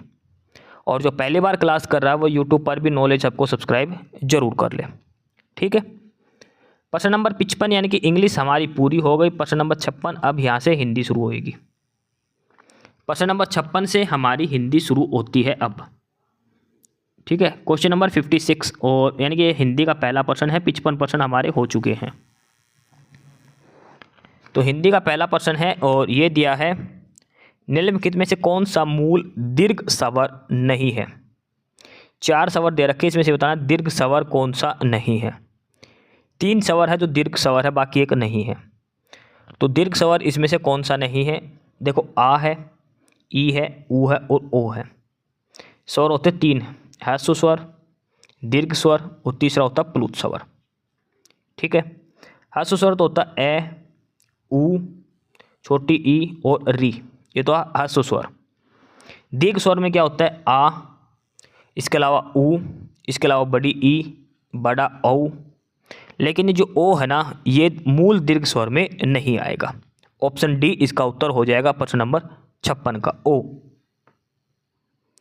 अगला है 57, निम्नलिखित में से किस शब्द की वर्तनी शुद्ध है। 4 शब्द हैं और इसमें से बताना एक ही शब्द शुद्ध लिखा गया है और वो है अनाधिकार। अनाधिकार, अब हम बोलते हैं इसको अनाधिकार, लेकिन होता है अनधिकार, ये ऑप्शन डी वाला। ऑप्शन ए मत लगा देना, ध्यान रख लेना, अनाधिकार नहीं लिखा जाएगा, अनधिकार लिखा जाएगा। ये अनाधिकार नहीं लिखा जाएगा, हम बोलते हैं वो अलग चीज़ है, गलत बोलते हैं हम। ये जो इसका शुद्ध शब्द है ये है अनधिकार। ऑप्शन डी इसका सही उत्तर होगा, अनधिकार। प्रश्न नंबर 58 है, कौन सा शब्द जातिवाचक संज्ञा है। जातिवाचक संज्ञा आपको बतानी है, यानी कि जो पूरी जाति का बोध करवाए। पर्वत, कर्मचारी, मिठास या फिर गंगा। देखो गंगा तो नाम हो गया, नदी का मान लो, किसी लड़की का मान लो, तो ये क्या हो गया? व्यक्तिवाचक संज्ञा है, ठीक है। गंगा में क्या होगी? व्यक्तिवाचक संज्ञा। मिठास ये कौन सी संज्ञा है? इसमें भाववाचक संज्ञा है, जो भाव गुण दोष बताए, तो ये क्या है? भाववाचक संज्ञा है। इसमें पूछा है जो जातिवाचक संज्ञा, जो पूरी जाति का बोध करा, वो है पर्वत। पर्वत के अंदर सारे पर्वत आ लिए, हिमालय पर्वत भी आ लिया और भी जितने पर्वत सारे आ गए। तो प्रश्न नंबर 58 का ऑप्शन ए है जो पर्वत है। इसके अलावा कर्मचारी भी, मेरा हिसाब से कर्मचारी भी एक जातिवाचक संज्ञा है, पूरे कर्मचारी वर्ग को संबोधित करता है। ये व्यक्तिवाचक नहीं जातिवाचक होनी चाहिए। देखो ऑप्शन ए तो सही है, ऑप्शन सी में कन्फ्यूजन है, कर्मचारी व्यक्तिवाचक है या फिर जातिवाचक है, ये आपको देखना है एक बार। मेरे हिसाब से कर्मचारी शब्द भी जातिवाचक संज्ञा होनी चाहिए। अगला है क्वेश्चन नंबर 59, प्रश्न नंबर 59। उस विकल्प का चयन करो जो दिए गए वाक्य में सर्वनाम के भेद का सही विकल्प है। यानी कि इस वाक्य में सर्वनाम जो दिया है वो कौन सा सर्वनाम है, ये बताना है आपको। घनश्याम ने अपने आप कार्यक्रम की पूरी तैयारी कर ली। घनश्याम ने अपने आप कार्यक्रम की पूरी तैयारी कर ली। पहले तो इसमें सर्वनाम देखो, तो सर्वनाम है अपने आप। सर्वनाम क्या है इसमें? अपने। अपने हो गया। अब ये बताना है जो अपने जो सर्वनाम है वो कौन सा सर्वनाम है, संबंधवाचक सर्वनाम, मध्यम पुरुष, उत्तम पुरुष या फिर निजवाचक। तो ये जो सर्वनाम है वो है निजवाचक, जो खुद से संबंधित हो, अपने, मेरा, हमारा, ये। तो कौन सा सर्वनाम आएगा? ये निजवाचक सर्वनाम आएगा। प्रश्न नंबर 60 दिया है निशा। निशा यानी कि रात, इसका विशेषण स्वरूप बताना है। इसको विशेषण शब्द बनाना है निशा का, तो क्या बनेगा? निशाचर, निशाचर तो प्रेत हो गया, इसका तो कोई संबंध ही नहीं है। निरिस्त, निशांत या फिर नैश, तो निशा का विशेषण शब्द बनेगा नैश, ऑप्शन डी। निशा का विशेषण शब्द बनेगा नैश, ऑप्शन डी आंसर हो जाएगा। प्रश्न नंबर 61 है, रूप के अनुसार क्रिया विशेषण कितने प्रकार के होते हैं? रूप के अनुसार इसने पूछा है, रूप के अनुसार क्रिया विशेषण कितने प्रकार के होते हैं? तो रूप के अनुसार अगर हम क्रिया विशेषण की बात करें तो ये 3 प्रकार के होते हैं। रूप के अनुसार क्रिया विशेषण कितने प्रकार के होते हैं? 3 प्रकार के। अब 3 प्रकार के कौन कौन से होते हैं? एक तो होता है मूल, दूसरा होता है यौगिक और तीसरा होता है स्थानीय। क्रिया विशेषण रूप के हिसाब से 3 प्रकार के होते हैं, मूल, यौगिक और स्थानीय। ऑप्शन सी इसका उत्तर हो जाएगा प्रश्न नंबर 61 का। प्रश्न नंबर 62 दिया है, कौन सा शब्द पुल्लिंग है? 4 में से 3 शब्द स्त्रीलिंग भाव रखते हैं, एक पुल्लिंग है। जैसे आशा, हमें आशा की किरण दिखाई दी, ऐसे बोलते हैं, ये नहीं कहते आशा का किरण, आशा की किरण, तो नहीं, क्या हो गया? स्त्रीलिंग। गरिमा, गरिमा एक सिंपल ऐसे भी सोच लो, गरिमा किसी लड़की का भी नाम है, तो ये भी स्त्रीलिंग हो गया। आज्ञा, आज्ञा का पालन किया। इसमें से जो पुल्लिंग शब्द है वो है सागर। सागर जो है वो अलग ही दिखाई दे रहा है, वो क्या है कि पुल्लिंग शब्द। अगर आपको नहीं समझ में आए तो उसको वाक्य में प्रयोग करके देखा करो कि हम उसके साथ स्त्रीलिंग भाव रखते हैं, पुल्लिंग भाव, ठीक है, ये ध्यान रखना। तो सागर क्या है? पुल्लिंग शब्द है। प्रश्न नंबर 63 दिया है, कर्ण कारक किस वाक्य के अंदर है? 4 वाक्य इसमें बताना, कर्ण कारक कौन सा है? देखो कारक होते 8, कर्ता, कर्म, करण, संप्रदाय, आपादान, संबंध, संबोधन, ये सारी चीज़ 8 प्रकार के कारक होते हैं। तो देखो कर्ता कारक है, जहाँ भी कर्ता कारक है उसका विभक्ति चिन्ह क्या है? ने, यानी कि जिस वाक्य में ने होगा वो है कर्ता कारक। कर्म कारक का क्या चिन्ह पाएगा? को, जहाँ भी को है वहाँ पर कर्म कारक आएगा। जैसे राम को फल दो, इसमें कौन सा कारक है? कर्म कारक, ठीक है। कर्ण कारक क्या होगा? से या फिर के लिए, जिसके अंदर ये मिले। जिस भी वाक्य के अंदर से, एक सेकंड, जिस भी वाक्य के अंदर या तो मिलेगा से या मिलेगा के लिए, से या फिर के लिए, ठीक है। देखो पहले वाले में तो होगा कर्म कारक, वह कलम से लिखता, देखो ये रहा। ऑप्शन बी वाला जो वाक्य है इसमें है कर्ण कारक। कर्ण कारक का विभक्ति चिन्ह क्या है? से या फिर के लिए, 2 चिन्ह है इसके, तो इसमें से दिया गया है, वह कलम से लिखता है, ठीक है। लेकिन ऑप्शन डी में भी दिखा, वृक्ष से पत्ते गिरते हैं, वृक्ष से पत्ते गिरते। देखो इसमें जो कर्ण कारक क्या होता है ना, इसका चिन्ह होता है से के लिए, यानी कि किसी चीज़ के द्वारा, और इसमें वृक्ष से पत्ता गिरते हैं, तो ये जो से है ना, वृक्ष से पत्ते गिर रहे मतलब अलग होना, से अलग होना, ठीक है। जब से का मतलब अलग होने का भाव आए तो उसमें कौन सा कारक होता है? अपादान कारक। ऑप्शन डी वाले से के अंदर कौन सा कारक है? अपादान कारक है, क्योंकि इसमें पत्ते जो हैं वो वृक्ष से अलग हो रहे हैं। तो अपादान का विभक्ति चिन्ह है से अलग होना, किसी चीज़ से अलग होना, वो होता अपादान कारक, ठीक है। तो ऑप्शन बी में है वो है कर्ण कारक, और ऑप्शन डी में है वो है अपादान कारक, ऑप्शन ए में है कर्म कारक। प्रश्न नंबर 64 है कि अंगीठी का तत्सम रूप क्या होगा? अंगीठी का तत्सम रूप वो हमने पहले भी करा था, और ये होता है अग्निष्ठिका, ये ऑप्शन सी, अग्निष्ठिका, अंगिष्ठिका, अंगिष्ठिका होता है ये, अंगिष्ठिका। प्रश्न नंबर 64 का ऑप्शन सी उत्तर हो जाएगा। प्रश्न नंबर 65 है कि अपमान में उपसर्ग बताओ। देखो उपसर्ग हमेशा आगे लगेगा। अपमान यानी कि जिस शब्द को 2 भागों में बना लो, दोनों अलग अलग शब्द बन जाए। जैसे मान, मान के आगे अप लगाए तभी अपमान बना है, तो इसमें कौन सा उपसर्ग हो जाएगा? अप उपसर्ग हो जाएगा, ठीक है, अप उपसर्ग हो जाएगा ऑप्शन डी के अंदर। प्रश्न नंबर 66 है 29 शब्द का विलोम बताएं। उन्नति का उल्टा क्या होगा? तो उन्नति का उल्टा होता है अवनति, अवनति। उन्नति का उल्टा होता है अवनति, ऑप्शन डी उत्तर हो जाएगा, अवनति। प्रश्न नंबर 67 है क्रोध शब्द का पर्यायवाची बताओ। क्रोध का पर्यायवाची शब्द क्या होगा? संताप, अमर्ष, वैमनस्य या फिर भीति? तो वो होता है अमर्ष। क्रोध यानी कि गुस्सा जो बोलते हैं उसका पर्यायवाची शब्द क्या होगा? अमर्ष, ऑप्शन बी उत्तर होगा प्रश्न नंबर 67 का। प्रश्न नंबर 68 है, कौन सा शब्द अंग्रेजी में अपनाया गया जिसका अर्थ भिन्न होता है? अंग्रेजी में अपनाया था जिसका अर्थ होता है अलग। प्रभु, ईश्वर, जगन्नाथ या भगवान, तो वो है जगन्नाथ। जगन्नाथ शब्द इंग्लिश में अपनाया गया, इसका अर्थ होता है डिफरेंट, भिन्न। ठीक है, जगन्नाथ इसका उत्तर हो जाएगा। प्रश्न नंबर 69 दिया है, कुल का अर्थ होता है वंश। जो वंश होता है ना हमारा घर परिवार का जो वंश, वो। एक दूसरा होता है कूल, इसका क्या अर्थ होगा? आया मौसम ठंडे ठंडे डरमी कूल का। ठीक है, तो कूल का मतलब इंग्लिश वाला कूल नहीं है, COOL कूल लिख दिया, कूल मतलब ठंडा, ये वो वाला कूल नहीं है।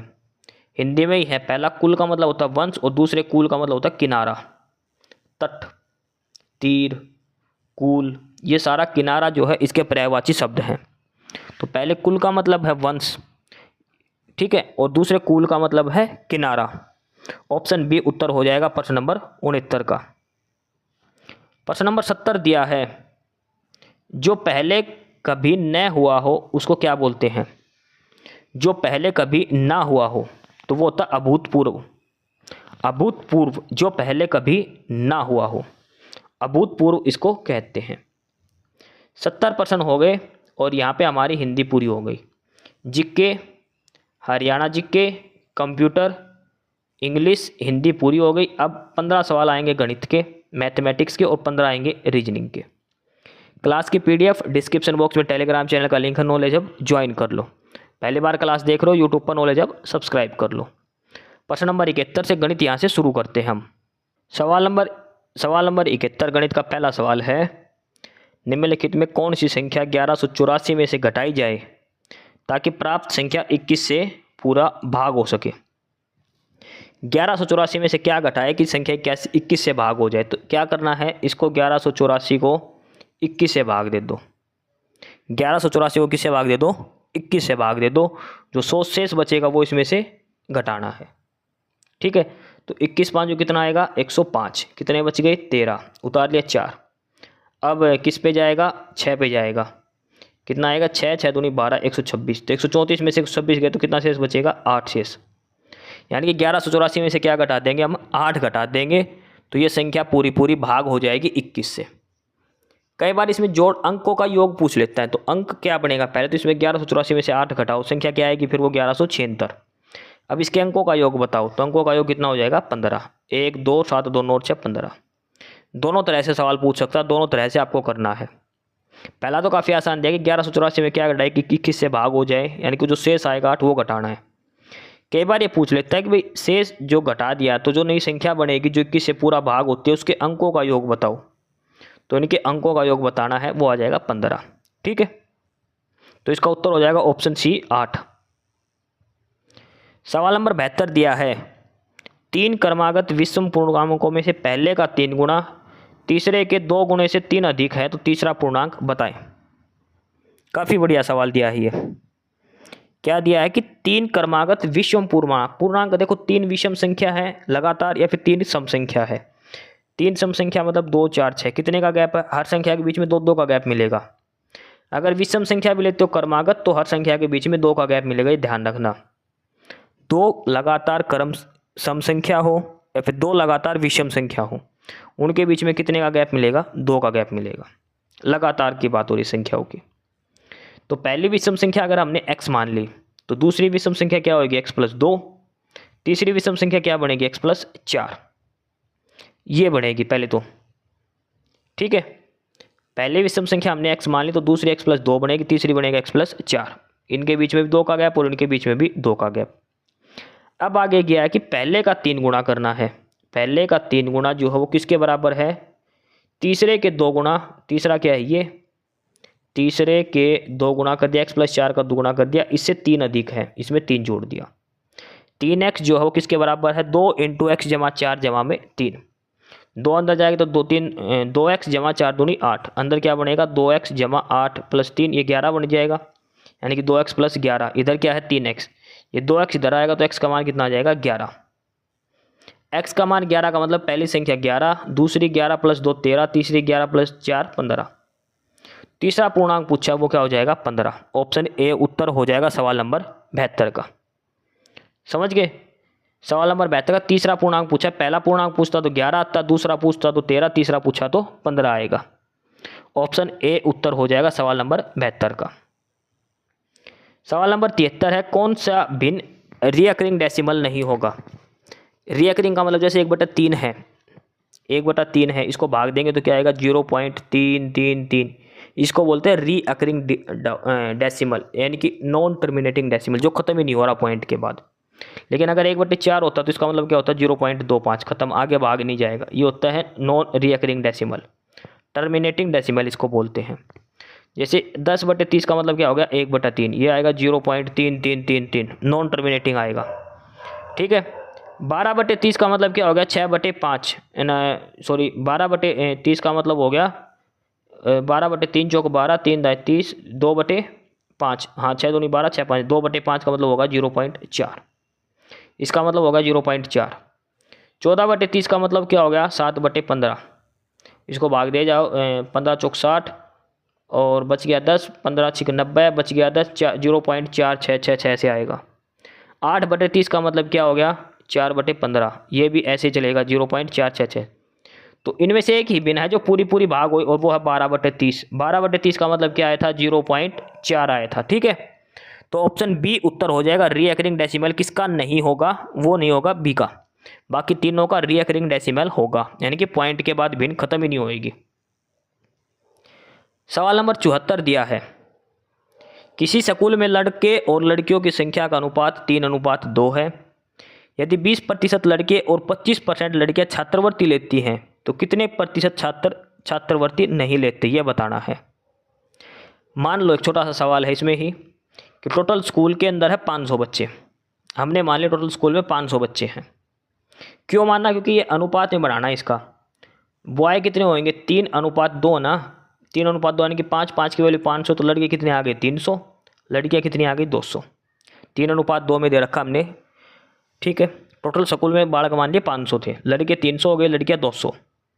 अब इसमें से 20% लड़के छात्रवृत्ति ले ली, तो हमें 20% के चक्कर में मत पड़ो, सीधा वो निकाल लो जिनको छात्रवृत्ति नहीं मिली, भाई वही निकालना लास्ट में। तो छात्रवृत्ति लड़कों को कितनों को नहीं मिली, 80% को नहीं मिली, 20% को मिल गई, तो 300 का 80% कितना होगा 240। 240 लड़कों को छात्रवृत्ति नहीं मिली। गर्ल्स की बात करें तो 25% लड़कियों को मिल गई, तो कितनों को नहीं मिली 75% को, तो यानी कि 200 का 75% निकाल दो, कितना आ जाएगा 150। 240 लड़कों को और 150 लड़कियों को छात्रवृत्ति नहीं मिली।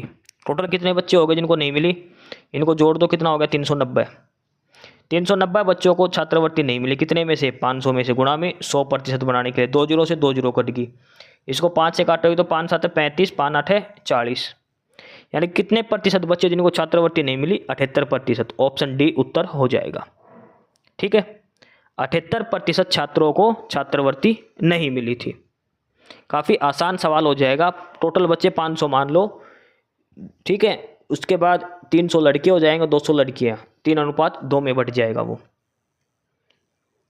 अगला है सवाल नंबर 75, यदि अंजू हिंदी में 80 अंक में से 68 अंक, गणित में 60 में से 46 अंक, विज्ञान में 90 में से 74 अंक, अंग्रेजी में 45 में से 35 नंबर लेती है, तो कौन से विषय में से ज़्यादा प्रतिशत प्राप्त हुआ, प्रतिशत निकालना है इसमें। देखो पहले है हिंदी में 68 कितने में से 80 में से, यानी कि 68/80 गुणा में 100 करेंगे तो कितना प्रतिशत आ जाएगा, ये आएगा 85%। मैथमेटिक्स की बात करें तो 46 नंबर आए किस में से 60 गुणा में 100 कर दो, ठीक है, ये आ जाएगा 0.7 कुछ करके। तीसरा है साइंस का, उसका है 74/90 गुणा में 100, 74/90 का मतलब 0.822। और ये है अंग्रेजी का 35 आए किस में से 45 में से गुणा में 100 करो तो 0.77। तो सबसे ज़्यादा परसेंट किस में आए, हिंदी में 85%। ठीक है, तो सबसे अधिक जो मार्क्स आए हैं, जो सबसे अधिक जो नंबर आए हैं किस पेपर में आए हैं, और वो आए हैं हिंदी के अंदर। सबसे अधिक नंबर किस पेपर के अंदर आए हैं, हिंदी के अंदर आए हैं। कितने प्रतिशत आए हैं, 85%। ये भी आपको निकालना है। सवाल नंबर 76 है, इनका HCF निकालना है, महत्तम समापवर्तक 110, 180, 540। ऐसे परसेंट पहले तो ऑप्शन देख लो। देखो इन तीनों में सबसे पहली बात तो इकाई का अंक अगर 0 है तो मतलब 10 से भाग होएगी, मतलब या तो HCF 10 आएगा या फिर 10 का कोई गुणनफल आएगा। ऑप्शन में सिर्फ और सिर्फ 10 ही लिखा है, 10 का कोई मल्टीपल ऑप्शन में दिया ही नहीं है, तो ऑप्शन सी उत्तर हो जाएगा। 110, 180 और 540 इनका जो HCF आएगा वो आएगा 10। ऑप्शन सी उत्तर हो जाएगा। प्रश्न नंबर 73 है, सरलीकरण का है और इसमें फार्मूला लगेगा बोर्ड मास का।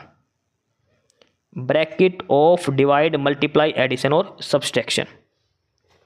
सबसे पहले ब्रैकेट सोल्व करना है, इसके बाद ये पूरा ब्रैकेट, उसके बाद लास्ट का, और फिर ये 1.25 में से घटा देना है। ठीक है। अब एक चीज़ देखो, इस सवाल के अंदर 1.25 में से आपको ये घटाना है। तो देखो 1.25 में से अगर कोई संख्या घटेगी ना, तो मतलब 1.25 से कम ही उत्तर आएगा। सिंपल सी बात है भाई, कोई संख्या दे दी 2, 2 में से अगर कुछ घटाएंगे तो जो उत्तर आएगा वो 2 से कम आएगा।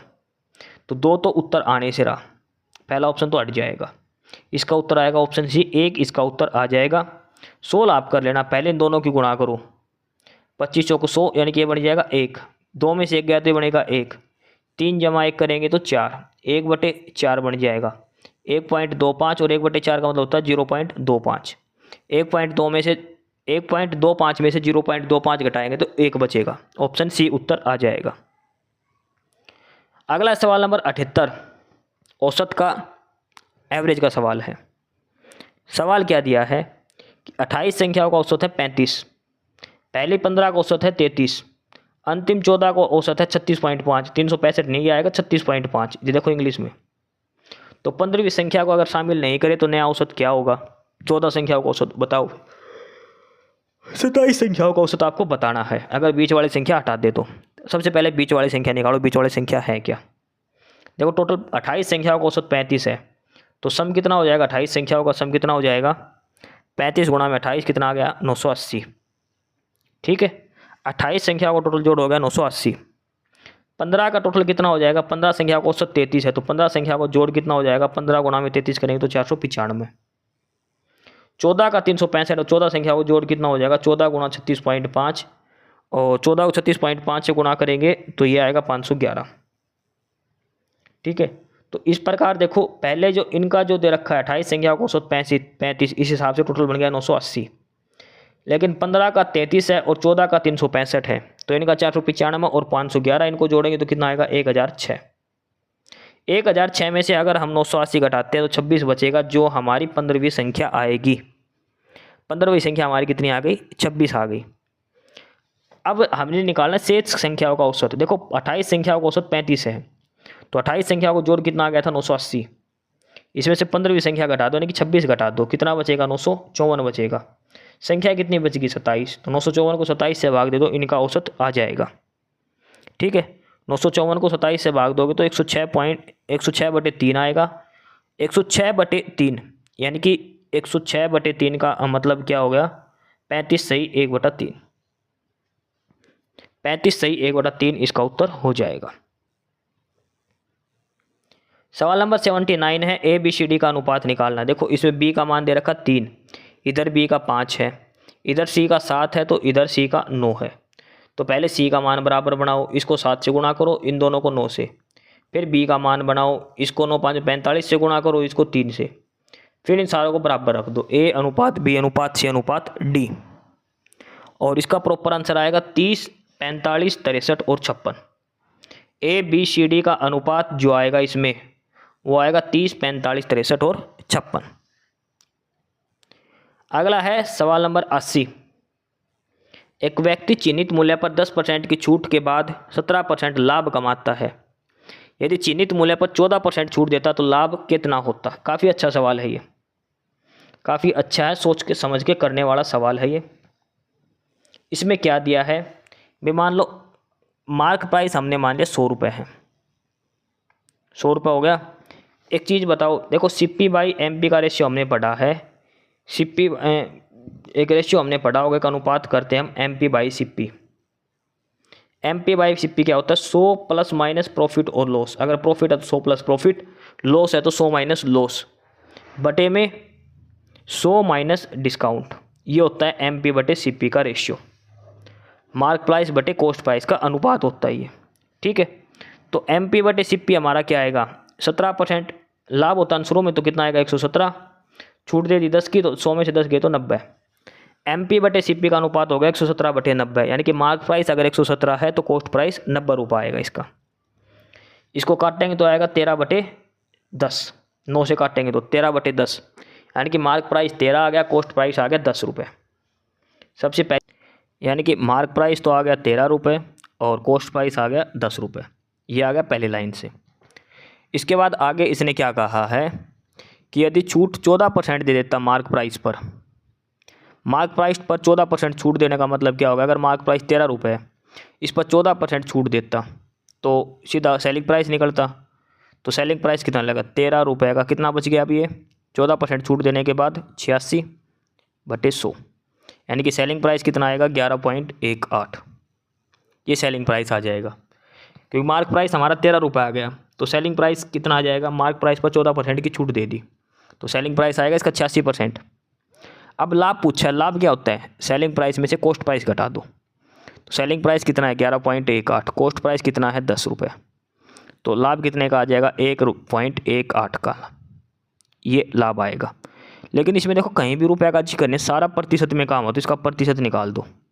1.18 लाभ बटे में क्रय मूल्य गुणा में 100, ठीक है, लाभ बटे में क्रय मूल्य गुणा में 100 और ये आ जाएगा 11.8%।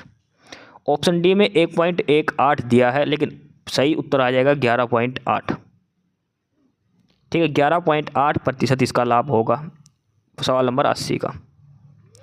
सवाल नंबर 81 दिया है कि एक निश्चित राशि पर 10% वार्षिक ब्याज की दर से 2 साल का चक्रवृद्धि और साधारण ब्याज का अंतर 42 रुपये है, तो राशि क्या है ये बताना है आपको, ठीक है। तो राशि कितनी होगी ये आपको इसमें बताना है। इस सवाल को करने के 2 तरीके हैं। पहला सीधा सा तरीका मान लो आप ऐसे कि भाई राशि हमने मान ली टोटल ऐसी 100 रुपये, 100 रुपये राशि मान ली, तो पहले साल का ब्याज क्या आएगा 10% की दर से 10 रुपये, दूसरे साल का ब्याज कितना आएगा 10 रुपये, चक्रवृद्धि ब्याज होगा तो इसका 10% 1 रुपया। अब इसमें जो ऊपर वाली पहली लाइन है ये तो होता है चक्रवृद्धि साधारण ब्याज कितना हो गया 20 रुपये, और अगर ये एक भी मिला दे इन तीनों को मिलाए तो ये हो गया चक्रवृद्धि ब्याज कितना आ गया 21 रुपये, ठीक है। चक्रवृद्धि और साधारण ब्याज का अंतर दे रखा 42 और हमारा इन दोनों का अंतर कितना आ गया 1 रुपया, एक की वैल्यू 42 है तो ये कितना हो जाएगा इसका भी 42 गुना है, यानी कि टोटल अमाउंट कितना हो गया हमारा 4200 रुपये, ठीक है।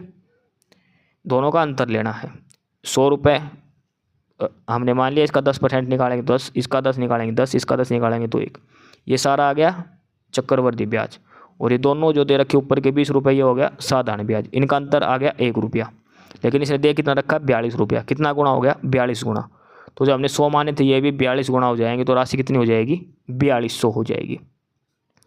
ऑप्शन डी उत्तर हो जाएगा सवाल नंबर 81 का। अगला सवाल नंबर 82, 2 व्यक्ति हैं और एक काम को 15 दिन में पूरा करते हैं, ठीक है, ए और बी मिलकर उस काम को करते हैं 15 दिन में। अब पढ़ो लाइन, आगे क्या दिया कि रामा जो है वो हरी से दुगना तेज काम करता है, राम जो है वो हरी से डबल एफिशिएंसी से काम करता है, फिर हरी अकेला वो काम कितने दिन में करेगा, ये आपको बताना है इसमें, ठीक है।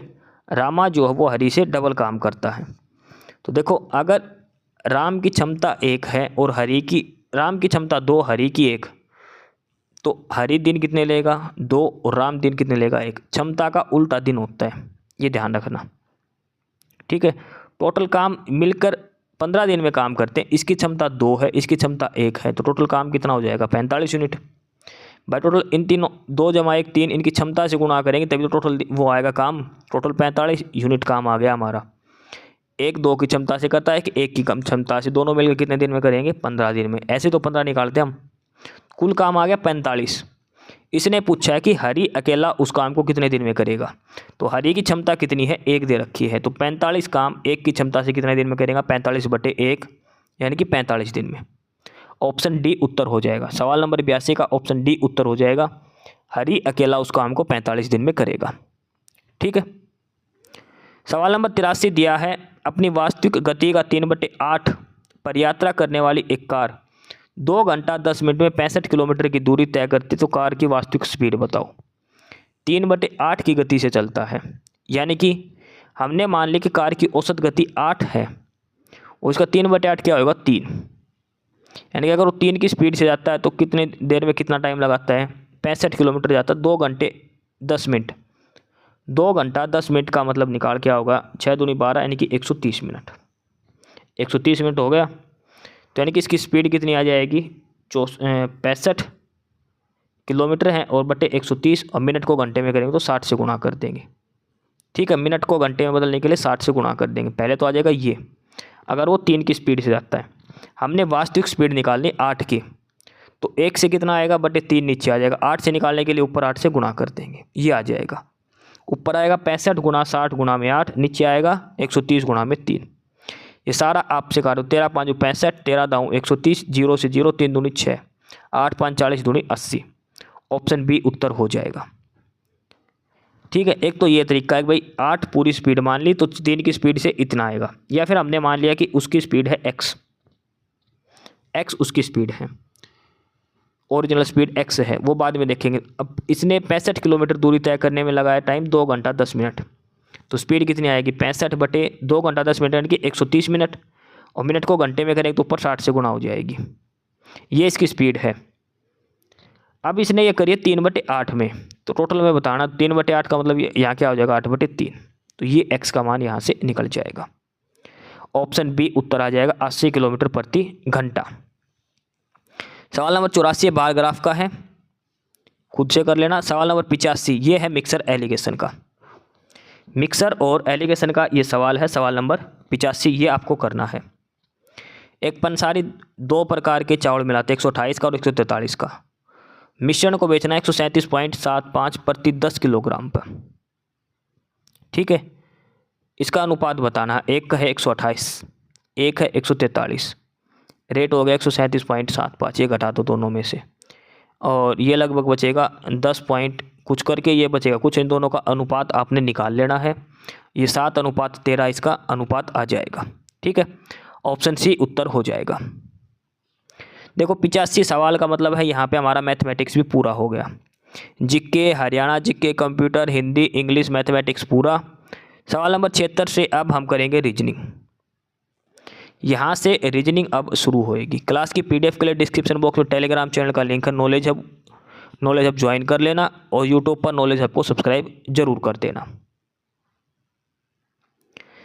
सवाल नंबर 86 रीजनिंग का पहला सवाल है, निम्नलिखित कथनों में से सर्वोत्तम तर्कसंगत निष्कर्ष चुनें। 2008 के बाद सभी मोबाइलों में एंड्रॉयड है। गूगल ने 2007 में एंड्रॉयड लॉन्च किया। इस मोबाइल में एंड्रॉयड है। मोबाइल अवश्य 2008 के बाद निर्मित हुआ होगा। ठीक है, तो आपको बताना है कि इसमें से तर्कसंगत बात क्या क्या है। तर्कसंगत बात क्या क्या है, देखो पहली बात तो क्या है कि 2008 के बाद सभी मोबाइलों में एंड्रॉयड आया है। अगर ये बात सही है, गूगल ने 2007 में एंड्रॉयड लॉन्च किया, इस बात की कोई पुष्टि नहीं हो सकती। भाई एंड्रॉयड कब लॉन्च हुआ ये कुछ नहीं कह सकते हम। और इस मोबाइल में एंड्रॉयड है, अगर इस मोबाइल में एंड्रॉयड है तो इसका मतलब मोबाइल हमेशा, जाहिर सी बात है 2008 के बाद आया होगा। देखो अगर सी स्टेटमेंट दे रखी कि इस मोबाइल में एंड्रॉयड है तो इसका मतलब 2008 के बाद आया होगा। क्यों? क्योंकि 2008 के बाद जो मोबाइल आए हैं उनमें एंड्रॉयड है। ठीक है, हालांकि इसमें से कुछ मिसिंग लगता है, लेकिन फिर भी ACD ऑप्शन डी वाला सही है इसका। फिर भी एक आधी स्टेटमेंट इसकी मिसिंग हो सकती है, एक आधी लाइन इसमें। सवाल नंबर 87 है, ये है फैमिली रिलेशन का। देखो 86 नंबर छोड़ देना, 86 नंबर सवाल छोड़ देना, उसमें शायद डाटा मिसिंग है कुछ। सवाल नंबर 87 देखते हैं। L जो है वो P की पुत्री है, P इसकी बेटी क्या है L। P जो है वो M का भाई है, P जो है वो M का भाई है, यानी कि P L का बाप हो गया, ध्यान सीधा। M जो है वो J की पत्नी है, तो M है ये J की पत्नी है, तो ये दोनों हस्बैंड वाइफ हो गए। M L से किस प्रकार संबंधित है, M L से किस प्रकार संबंधित है। देखो ये इसके बाप और ये बाप की बहन है, तो बाप की बहन क्या लगेगी, बुआ लगेगी। बाप की बहन क्या लगती है, हमारी बुआ लगती है, तो ऑप्शन बी उत्तर हो जाएगा 87 का। 88 नंबर है, ये दिशा का सवाल है। राम बिंदु ए से पूर्व में 5 किलोमीटर चला, ऐसे बना लो, नॉर्थ साउथ वेस्ट ईस्ट। एक बिंदु से यहाँ से चला 5 किलोमीटर पहले, तो वह अपने बाएं मुड़ा 10 चला, बाएं मुड़ के ऊपर की ओर 10 किलोमीटर चल दिया, फिर बाएं मुड़कर 2 किलोमीटर चल दिया, और फिर दाएं मुड़ने के बाद पॉइंट सी पर पहुंच गया, फिर वो 4 किलोमीटर चला और बिंदु डी पर पहुंच गया। उसके बाद आगे क्या दे रखा, ई और डी के मध्य है, तो बिंदु ई से तय। ये इसमें अलग अलग डाटा दे रखा है। ये देखो डायरेक्शन का सवाल है, जो जो डाटा दे रखा है ना उसके हिसाब से आपको स्टेटमेंट बना लेनी है। ठीक है, जो जो डाटा दे रखा है उसके हिसाब से निकलना। लास्ट में पाइथागोरस के हिसाब से इसका उत्तर निकलेगा, पाइथागोरस के हिसाब से उत्तर निकलेगा और इसका उत्तर आ जाएगा 19 किलोमीटर। सवाल नंबर 88 में 19 किलोमीटर इसका उत्तर आ जाएगा। सवाल नंबर 89, दिशा बदल दी। भाई हम दिशा कैसे करते हैं, ये नॉर्थ, ये साउथ, ये वेस्ट, ये ईस्ट। इसने कहा कि उत्तर को उत्तर पश्चिम कहा जाए। वैसे तो उत्तर पश्चिम कौन सा है, ये हिस्सा है भाई, उत्तर पश्चिम ये बनता है, लेकिन इसको उत्तर मानना है, यानी कि सारी दिशाएं हैं वो 45 डिग्री सरका दी क्लॉकवाइज, सारी दिशाएं 45 डिग्री क्लॉकवाइज सरका दी। यानी कि अब हमारा मैप ऐसे बना दिया इसने। ठीक है, नॉर्थ, ईस्ट, साउथ और वेस्ट। नॉर्मली हमारा होता है ऐसे।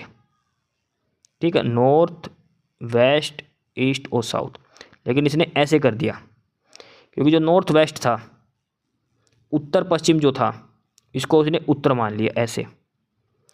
ठीक है, उसके बाद है कि उत्तर पश्चिम को पश्चिम कहा जाए। अच्छा, उत्तर को उत्तर पश्चिम कहा जाए। हाँ, उत्तर जो दिशा थी ये थी, इसको उत्तर पश्चिम कह दिया। उत्तर पश्चिम जो थी इसको पश्चिम मान लिया, ये अपने आप बन जाएगी। ठीक है, तो इसमें दक्षिण पूर्व को क्या कहेंगे, देखो दक्षिण पूर्व ये बनेगा, और दक्षिण पूर्व क्या बन गया, इधर ईस्ट बन गया। क्या बना हमारा, ईस्ट बन गया। ऑप्शन ए हो जाए। दो आपस में जो दिशा के जो है ना, दो ऐसे ऊपर नीचे बना लेना। पहला तो अपना सीधा बना लेना, उसके बाद इसको जो डायरेक्शन दे रखी ना ऐसे करके ऐसे, उसके हिसाब से बना लेना, सही उत्तर निकल जाएगा। ऑप्शन ए उत्तर हो जाएगा पूर्व में। सवाल नंबर 90 है, कथन निष्कर्ष का है। दो कथन दे रखे हैं, दो निष्कर्ष दे रखे हैं, बताना कौन सा निष्कर्ष सही है। कुछ लाल पंखे हैं, कुछ लाल पंखे हैं, सभी पंखे गाड़ियां हैं, सारे पंखे गाड़ी हो गया। ये लाल है रेड, ये पंखे हैं और ये गाड़ी है। पहला निष्कर्ष है कि कुछ गाड़ियां लाल हैं, बिल्कुल ये गाड़ियां और लाल ये है जो बीच का हिस्सा, बिल्कुल सही है पहला निष्कर्ष। दूसरा है कि कुछ गाड़ियां पंखे हैं, ये गाड़ियां हैं और ये पंखे हैं, बिल्कुल ये वाला हिस्सा पंखे हैं। यानी कि निष्कर्ष 1 और 2 दोनों का अनुसरण करता है। ऑप्शन सी इसका उत्तर हो जाएगा सवाल नंबर 90 का। सवाल नंबर 91 है, ये भी कथन और निष्कर्ष का है। कथन और निष्कर्ष। कथन है कि सभी हैट जो है वो कैप है, ये हैट हो गई और ये कैप हो गया। सभी कैप कप हैं, सभी कैप जो है वो कप है, ये कप हो गई।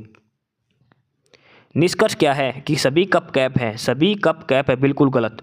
कप एकदम बाहर है, सभी कप कैप नहीं हो सकता। सभी हैट कैप है, बिल्कुल है। सारी हैट अंदर है, कैप बाहर है, तो सारी हैट कैप हो सकती है।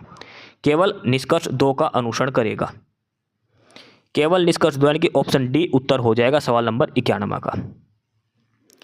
सवाल नंबर 92 है, ये सिटिंग अरेंजमेंट है, आपको ये बैठाने हैं, कौन कैसे बैठेगा। XYZ PQR उत्तर की ओर मुँह करके बैठे हैं। X जो है वो Y और P का पड़ोसी है, X जो है वो Y और P के बीच में बैठा है।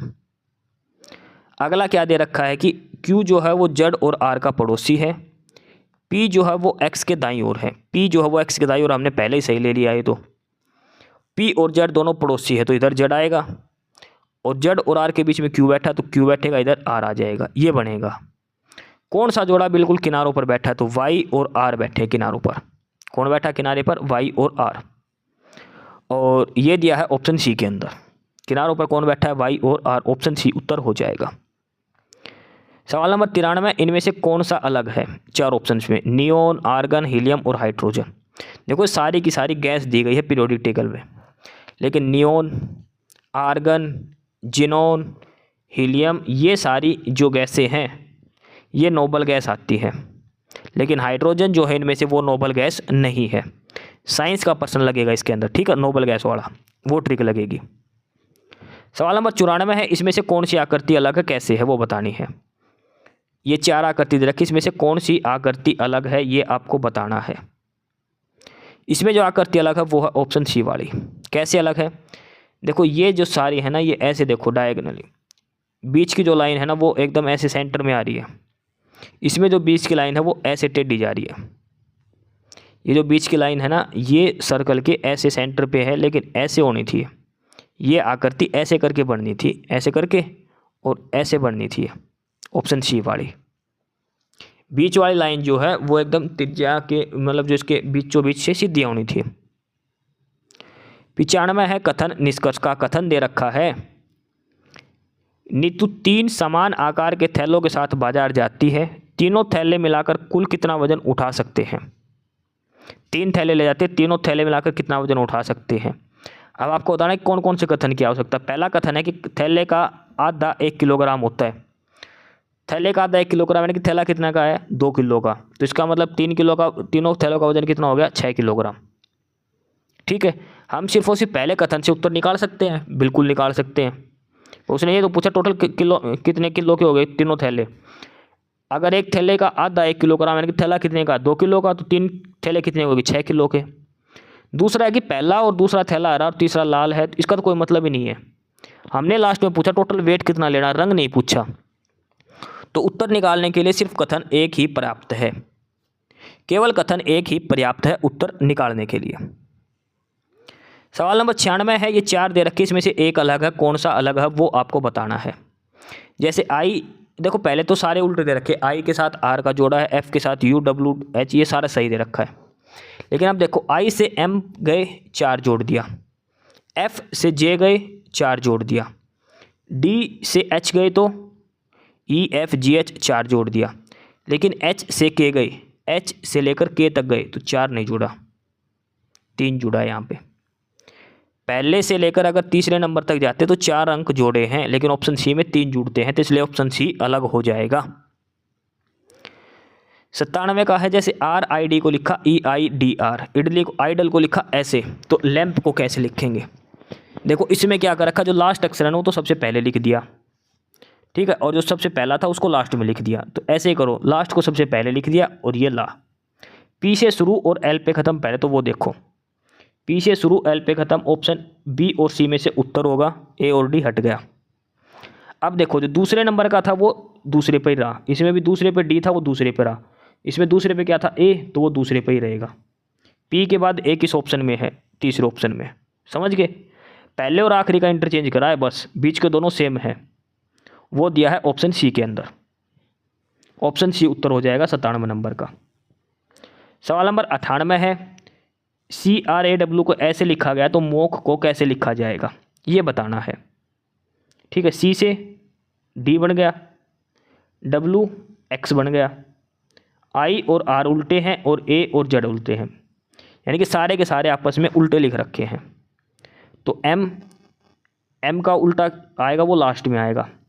देखो इसमें एक चीज़ और ध्यान रखना, उल्टे करके लिख रखे, जैसे सी का उल्टा बन गया एक्स, वो हमेशा लास्ट में दे दिया, आर का उल्टा बन गया आई, वो सेकंड लास्ट में आ गया, ए का उल्टा बन गया जेड, वो इधर आ गया, डब्ल्यू का उल्टा बन गया डी। ऐसे ही के का उल्टा क्या बनेगा? पी बनेगा, पी आ जाएगा। एम का उल्टा क्या बनेगा? एन, वो आएगा लास्ट में। ओ का उल्टा क्या बनेगा? एल बनेगा, वो एल इधर आ जाएगा। सी का उल्टा बनेगा एक्स, तो P X L N, P X L N, option C उत्तर हो जाएगा। सवाल नंबर 99 है, इसमें बताना क्या आएगा। देखो काफ़ी आसान सवाल है ये, काफ़ी आसान सवाल है ये, ध्यान से देखो। इसमें ये क्वेश्चन मार्क बताना है यहाँ पे क्या आएगा। ठीक है, यहाँ पे क्या आएगा ये आपको बताना है। देखिए क्या है, 7 चौक 28 में से एक गया तो 27, 5 चौक 20, 20 में से एक गया तो 19, 9 5 45 में से एक गया तो 44, 9 दूनी 18 में से एक गया तो 17, 8 दूनी 16 में से एक गया तो 15, तो 8 7 56, 56 में से एक गया तो 55। ऑप्शन ए उत्तर हो जाएगा। दोनों संख्या को गुणा करके एक घटा दो, बीच वाली संख्या बनेगी। ठीक है, 55 उत्तर आ जाएगा। इसमें क्वेश्चन मार्क की जगह पूछा क्या आएगा, क्वेश्चन मार्क की जगह पूछे क्या आएगा, और ये ऐसे रो के हिसाब से होगा। 3 और 4 को 15 बना दिया, 7 और 5 को 38, और 3 5 को क्या बनाएंगे? देखो 4 दिया 12, 12 में से ये पहले वाला जोड़ दिया, 12 में 3 जोड़ दिया 15, 7 5 35, 35 में 3 जोड़ दिया तो बीच वाली संख्या आएगी। 5 दिया 15, 15 में 3 जोड़ दिया तो 18, ऑप्शन बी उत्तर आएगा। यानी कि पहले और तीसरे की गुणा और उसमें 3 ऐड कर दिया। पहले और तीसरे की गुणा उसमें 3 ऐड कर दिया। तो ये था हरियाणा सीटी का प्रैक्टिस सेट नंबर 29। 100% हमारे पूरे हो गए। क्लास की पीडीएफ के लिए डिस्क्रिप्शन बॉक्स में टेलीग्राम चैनल नॉलेज हब का लिंक मिलेगा, वहाँ से नॉलेज हब ज्वाइन कर लो। पहली बार क्लास देख रहे हो तो यूट्यूब पर नॉलेज हब को सब्सक्राइब करो। ये टेस्ट सीरीज आर्यभट्ट एकेडमी के द्वारा दी गई है, ठीक है। 100% इसमें हमने करे हैं। 29 प्रैक्टिस सेट हमारे पूरे हो चुके हैं। अगली क्लास में हम करेंगे प्रैक्टिस सेट नंबर 30। तो यही था फिलहाल आज की क्लास में। एस्पिरेंट्स, यही था आज की इस वीडियो में आपके लिए, ठीक है। और बाकी अगर कुछ नहीं समझ में आया या कुछ पूछना हो या फिर किसी स्पेसिफिक टॉपिक पे पूछना हो, वीडियो बनवानी हो, तो आप कमेंट बॉक्स में कमेंट कर सकते हैं, ठीक है। बाकी आप हमारा चैनल नॉलेज हब को सब्सक्राइब जरूर करें, अपने फ्रेंड्स को रिकमेंड करें और वीडियो को लाइक करें, शेयर करिए, जुड़े रहिए हमारे साथ। मिलते रहेंगे आपके साथ रोज़ रोज़ नए कंटेंट के साथ, नई अपडेट्स के साथ, ठीक है। और चैनल को शेयर ज़रूर करें अपने फ्रेंड्स के साथ। एक बार फिर से जो एस्पिरेंट्स, जो कैंडिडेट्स नए हैं, वो चैनल को सब्सक्राइब जरूर करें अपने चैनल नॉलेज हब, ठीक है। मिलते हैं नई अपडेट्स के साथ, तब तक के लिए बाय।